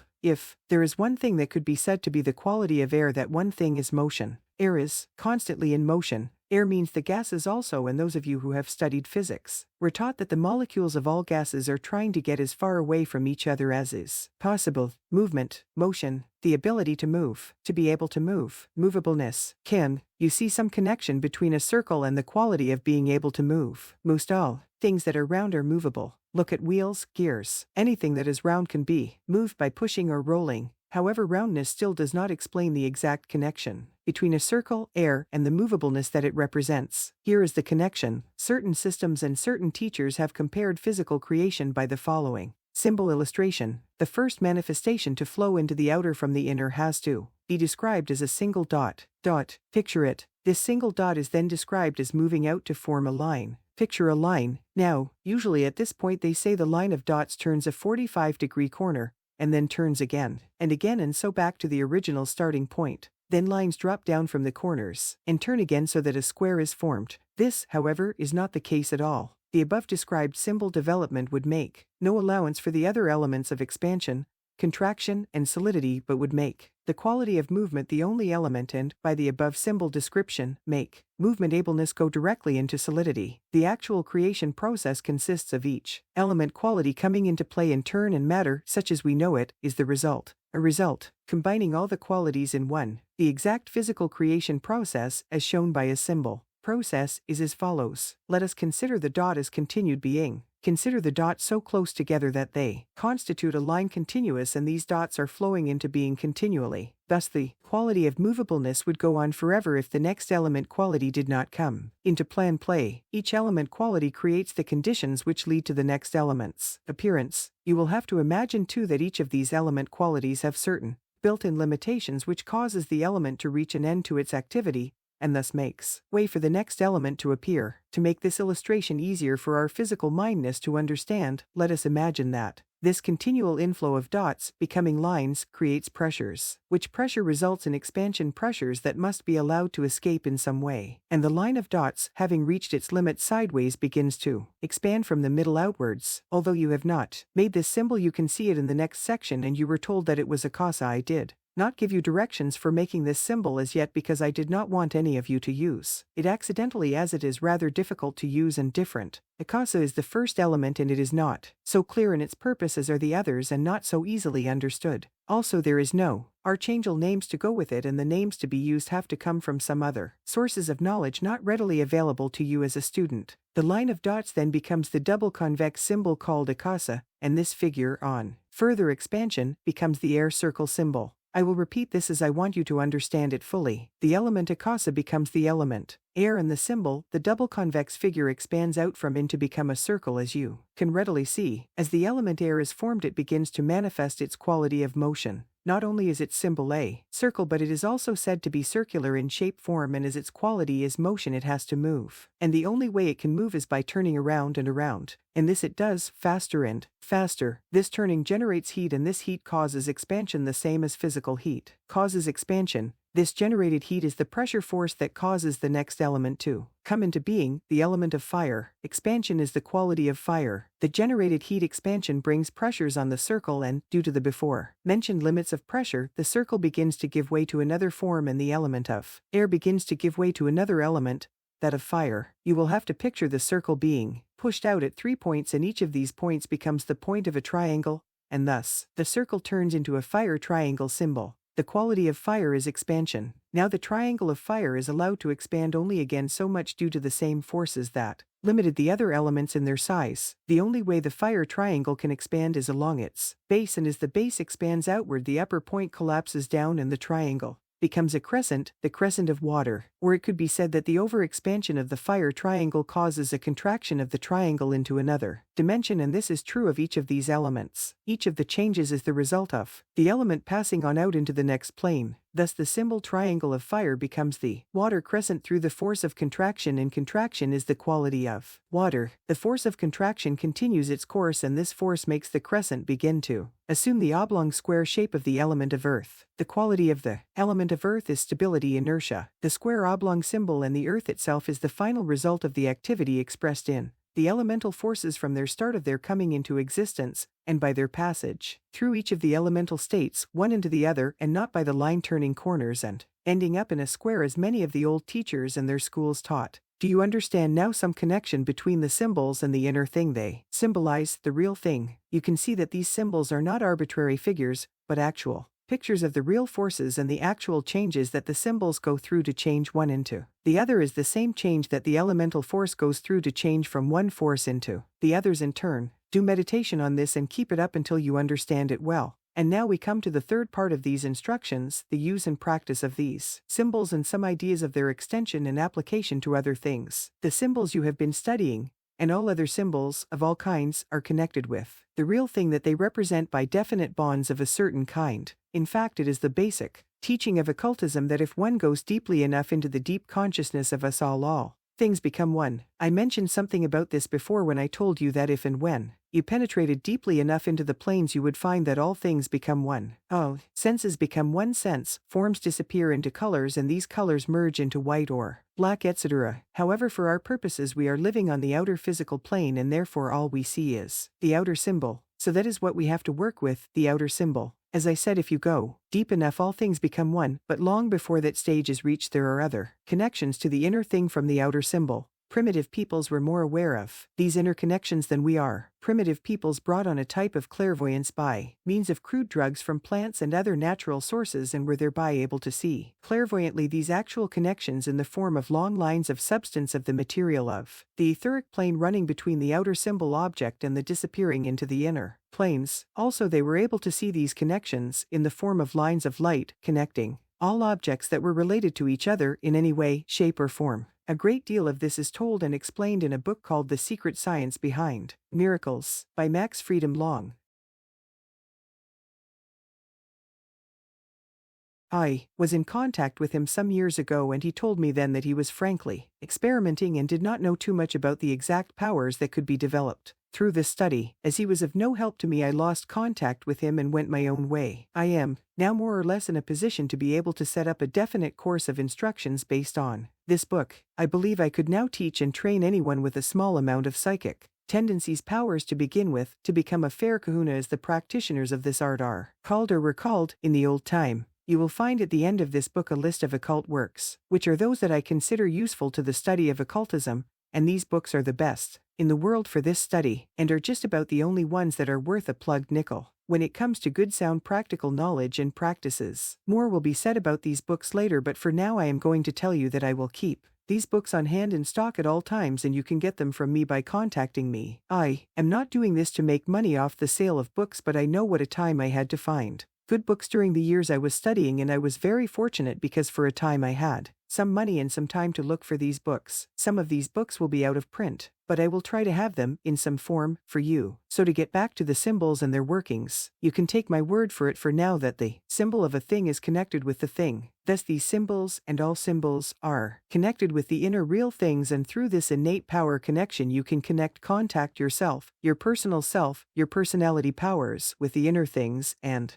influence these inner things as you will or will not. Also, the symbols are doors through which you can enter the inner planes, pass through them, and then return to this plane with your knowledge. However, you have had some instruction on working with symbols for the attainment of certain physical ends elsewhere in this book, and therefore I am going to devote this section to the art of using the elemental symbols as doors to the inner planes, and also, by this method, to come into touch with the inhabitants of those inner planes. Not a great deal will be said in this book about the inhabitants of these inner planes. This is a great and terrific subject and cannot be handled in this little book. Then again, this is a beginner's book to start students out on this work. Some reference will be made to this subject later. The object of this book is to start you on the way to becoming a master of the art, and you will need more knowledge and technical information than I can give you while you are still learning the beginnings of this art. For the first inner plane work of this system that I am now teaching you, you should use the symbol of the element of earth, the golden yellow oblong. Later on you will learn about another form of this earth element symbol, which symbol is called earth of earth. In case you know about this symbol already, I do not mean the earth of earth symbol but the ordinary golden oblong earth symbol. First, set up your room. For this work you can have a small table in the center of the room,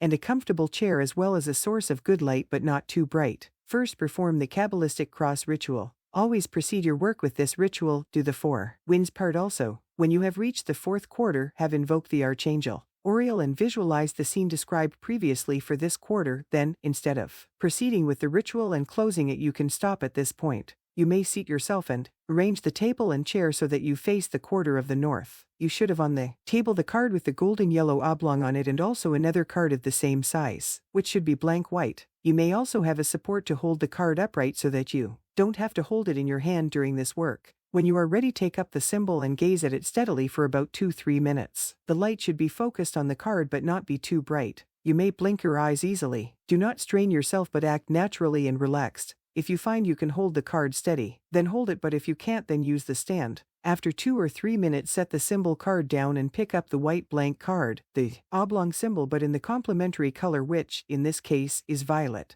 The violet symbol will have a tendency to disappear and then appear for some time before it fades. Now close your eyes. You will see the violet square before you by the reflex action of your sense of sight. Forcefully visualize this square and make it become large before you. That is, enlarge it in your imagination until it becomes large enough to act like a door. Now, in your imagination, step through this door. See and feel sense and feel the door closing behind you. Make an effort to feel yourself inside the element of earth. You should have visualized this scenery of this north quarter many times before this.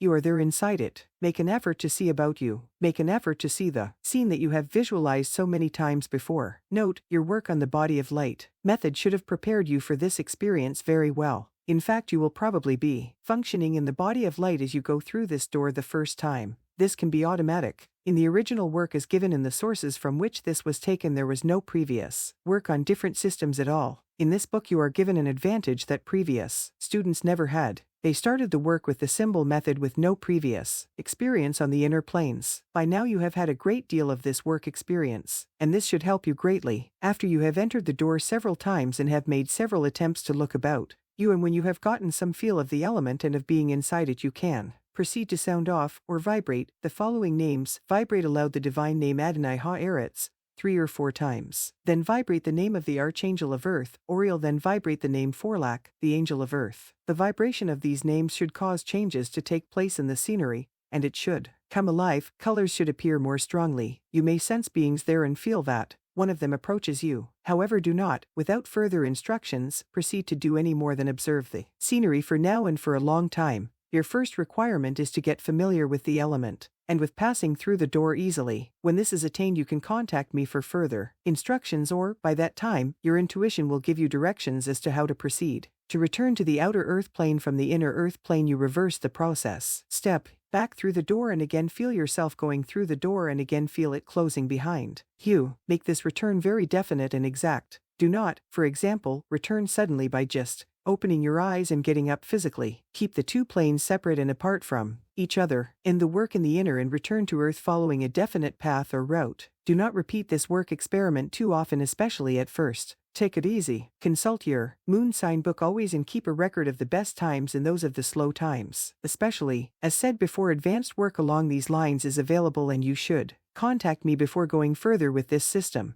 You have, at your disposal, 3 other inner plane systems which will give you all the safe inner plane work you can handle for a long time, and to accomplish practically all you can want to accomplish for ordinary things and in ordinary magical work, especially work pertaining to your physical well-being and practical work having to do with your material supply, and I do mean money. This last system is truly a deep inner plane system and can bring you into touch with the inhabitants of these inner planes, which the other 3 systems do not do except by accident. So stay away from too much of this advanced system until you are really ready to do this advanced work. Dealing with the inhabitants of the inner planes is almost an art in itself and has to be learned as were the other arts. They will not be of much use to you as you might think. These inhabitants are little more than personalized forces, and dealing with them requires exact knowledge and techniques. They are not human in any way. There are a few more applications of this symbol method that you can start using for now. Let us suppose you are seeking some special knowledge about a certain subject. You will have to find a symbol that represents that special knowledge. To find that symbol, you will have to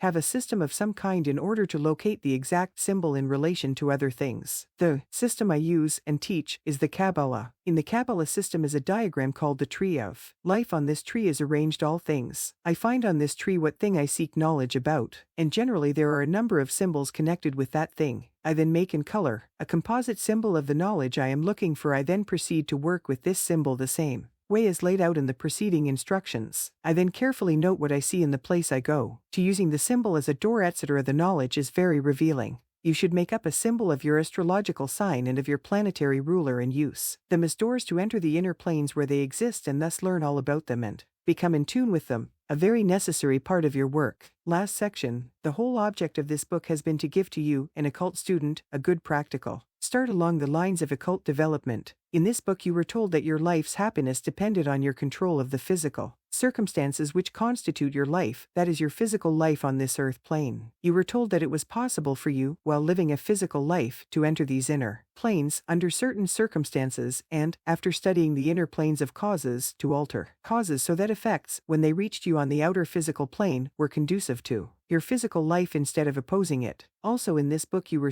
taught, by 4 different methods, how to enter the inner planes. You were not, however, given any further instructions on how to actually alter the aforesaid circumstances. I did not leave out these instructions for any reason other than the fact that altering circumstances is a very advanced type of work, and it was first important that you should learn how to enter these planes first. This was the first part of your work and you had to learn it first. I just could not handle beginning work and advanced work at the same time in the same book. The subject is too vast. I therefore recommend strongly that you strive, for now, to perfect the art of projection. Learn all 4 methods and learn them well. As your development with these 4 methods increases and you perfect your ability to enter the inner planes at will, a great deal of natural knowledge will come to you spontaneously. You should perceive the reasons for many things by your own observations and experiments. I have given you several leads already by use of which you can accomplish a great deal along making circumstances what you want them to be. In all written occult knowledge, even from as far back as 3,000 years ago, the Egyptian Book of the Dead, on down to our own so-called modern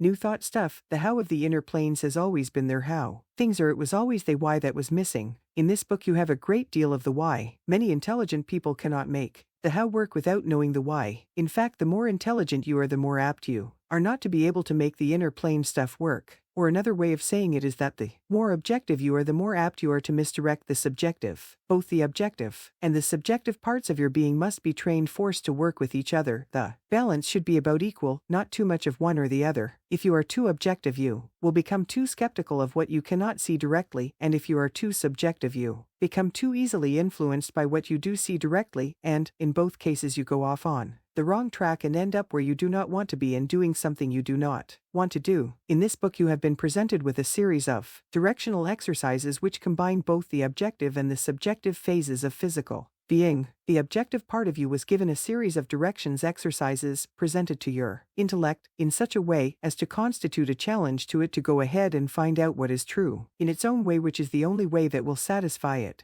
The subjective part of you was given a series of emotional experiences generated by the objective part's operations, which emotional experiences satisfied many of the doubts latent in the depths of your being, which doubts being satisfied, you can go then ahead with confidence in your ability to handle your physical outer life in a more satisfactory manner, which should lead to extended happiness in living, thus making the how work. I really should apologize. I did not know, at first, what was going on. I was led into the occult, as explained in the dedication of this book, but nothing else was explained to me. When given the directions and material for this book, I thought this was just a book on an interesting subject, but now it appears to be much more than that, as you can and will see for yourself. This book is to be the first of a series of books on occult subjects in which the occult subjects are to be treated from the point where other writers' teachers leave off. I hope you notice this difference in this book from the other books on this subject of astral projection and otherwise. Let us take the book called Astral Projection by Iram.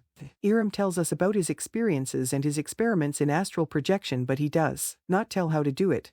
So what on earth good is this book to you and your desire to learn this art if he does not tell how he did it? Iram calls the method he used an open secret known to all occultists open indeed. Now that I have given you the method and other methods too, you can profitably get and read Iram's book. But before you had any method at all for learning how to do it yourself, Iram's book was not worth a tinker's dam. Or take Muldoon's book, The Projection of the Astral Body. Mr. Muldoon describes his experiences in some detail, but he doesn't tell you exactly how to project for yourself, except to say that projection is done through willpower and desire. In my humble opinion, Mr. Muldoon is a natural projector, and I don't know if he can teach others to project for themselves or not. I wrote to him years ago asking this question, but I received no satisfactory answer to my question, and so I made no further attempts to question him. However, now that you possess directions as to do it yourself, you can profitably read Mr. Muldoon's book, as you will find it on the list of books that I will keep on supply for your convenience. I have, at one time or another, tried to contact every known occultist in the world that was living. I made many contacts, but none of them were worth very much. I found out very little of value. They were all why men, and there was not a how man among them.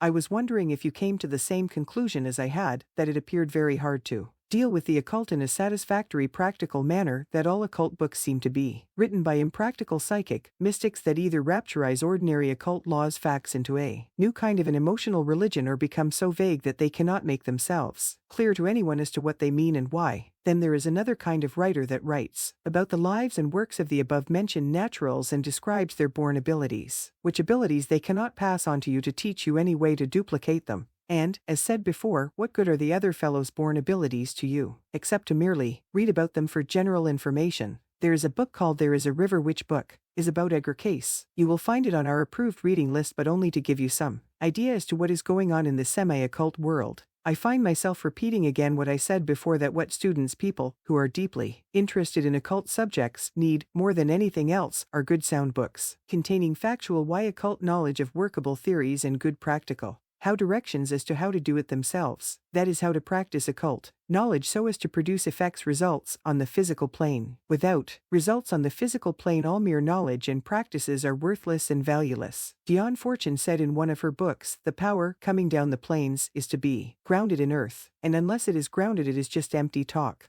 I am reminded of certain things I read about Aleister Crowley in a book called The Magic of Aleister Crowley by John Simmons. The author describes a series of invocations that Crowley goes through in Paris in 1914. These invocations were addressed to Jupiter mostly, and one of the things asked for was money. The results consisted of vision of various kinds but no money or very little. One gets the idea from this book that the invocations did not accomplish what was wanted of them, some money, and the reason for no money is quite simple. According to the symbol of the tree of life of the Kabbalah system that Crowley was using, Jupiter is located on a high abstract plane. In fact, this plane is called the archetypal plane by occultists. This plane is where the beginnings of things originates. Well, you can figure it yourself that if you are dealing with a force that exists only on a plane that has to do with beginnings of things only, how could you expect to get solid money from an invocation like that? No, you would not get solid things, you would get only what the plane has to give, and that would be archetypal ideas. When you want money you must invoke a god force that is much closer to earth than the archetypal plane, a god on the earth plane. I hope to write other books that will enable you to understand these things better. There is no reason why you should not have the best of the physical world and the best of the inner world. Until then you will have to depend on the books now available.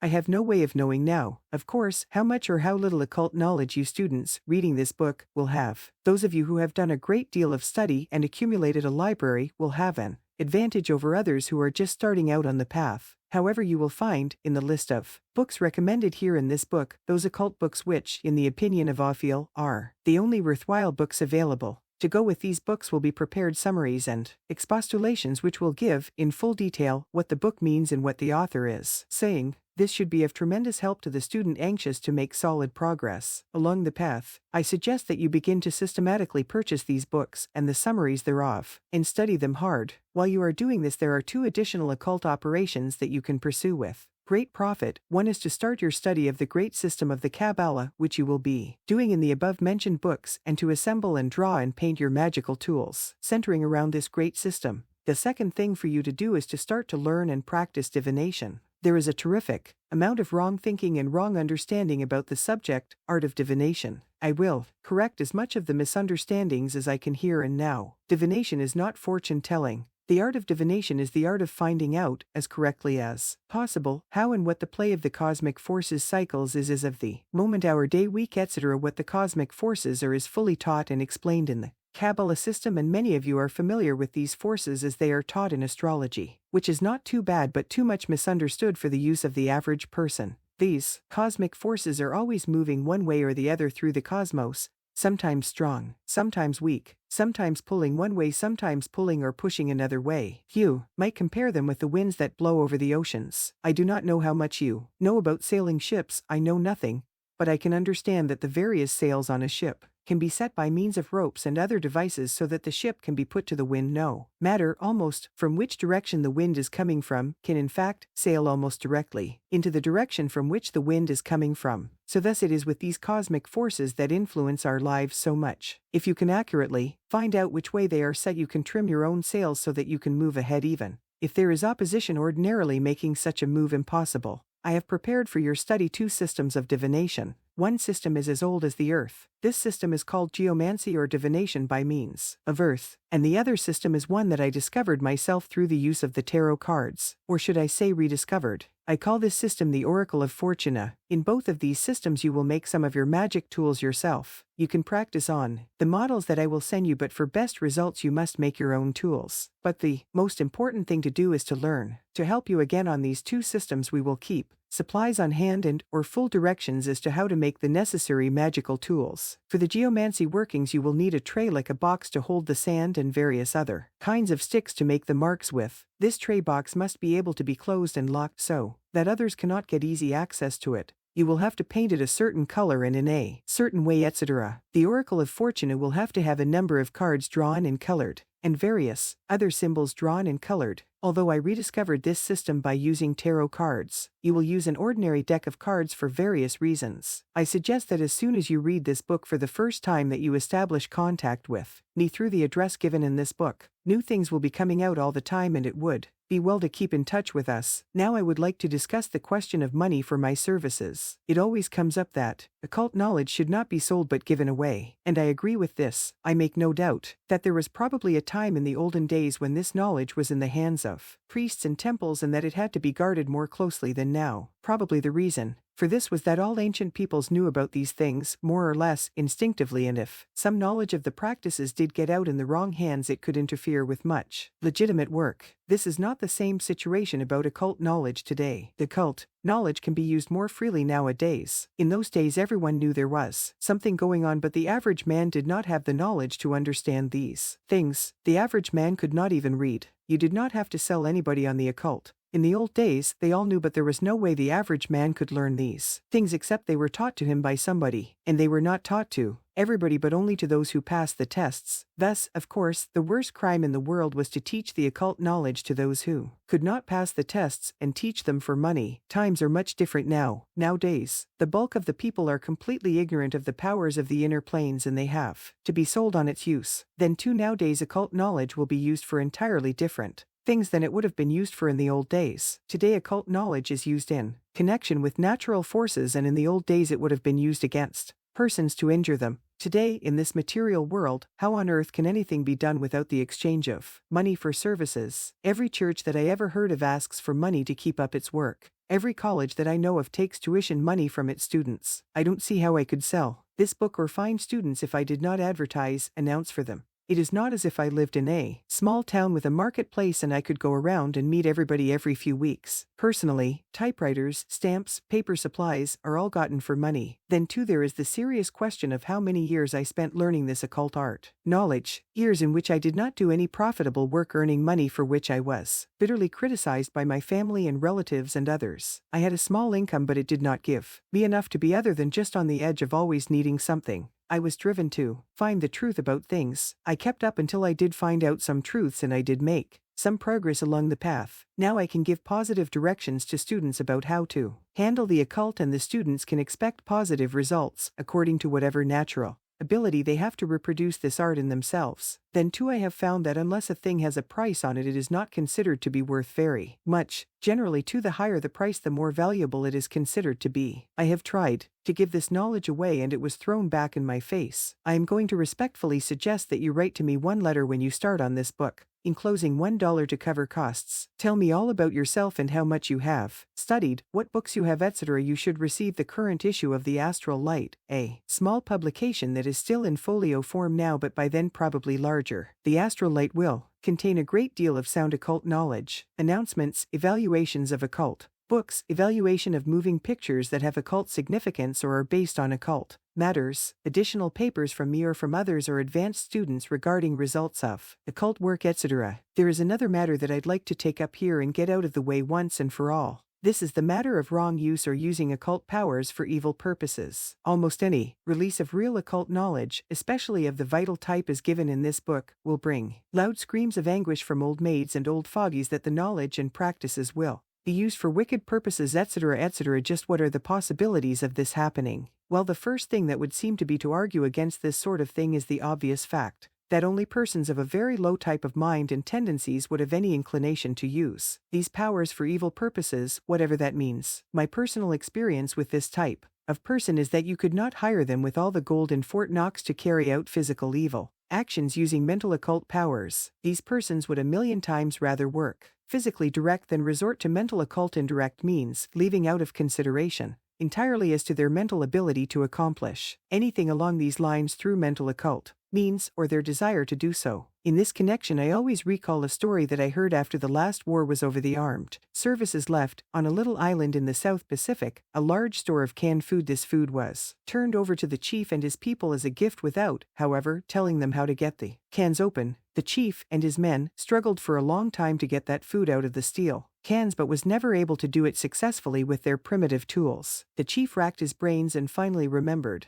that he had seen the former owners using some stuff called dynamite to blow open the rocks and other things. He then took his boat and went to another island where there were still soldiers, and he asked these soldiers to give him some dynamite and show him how to use it. The surprised soldiers asked him what on earth he wanted dynamite for, and when he told them, they laughed and gave him some can openers and showed him how to use them. Now the point of this story is quite obvious. Why use dynamite to open a can of beans when a can opener will do a much better job and much easier? And so it follows too, why use high occult powers to accomplish results when lesser physical mental powers will do it in better and easier? What then, in the first place, does a man turn to the acquirement of occult knowledge and of occult powers for? I say he expects it to do something for him, to relieve him of some of the heavy burdens of physical living, to make life easy and more abundant for him. Most people are very unhappy with this physical life. They are not wise as to how to get through life properly, and the average church is far from a help when it should be a source of knowledge and power to its members and followers. The ordinary church, having failed the man,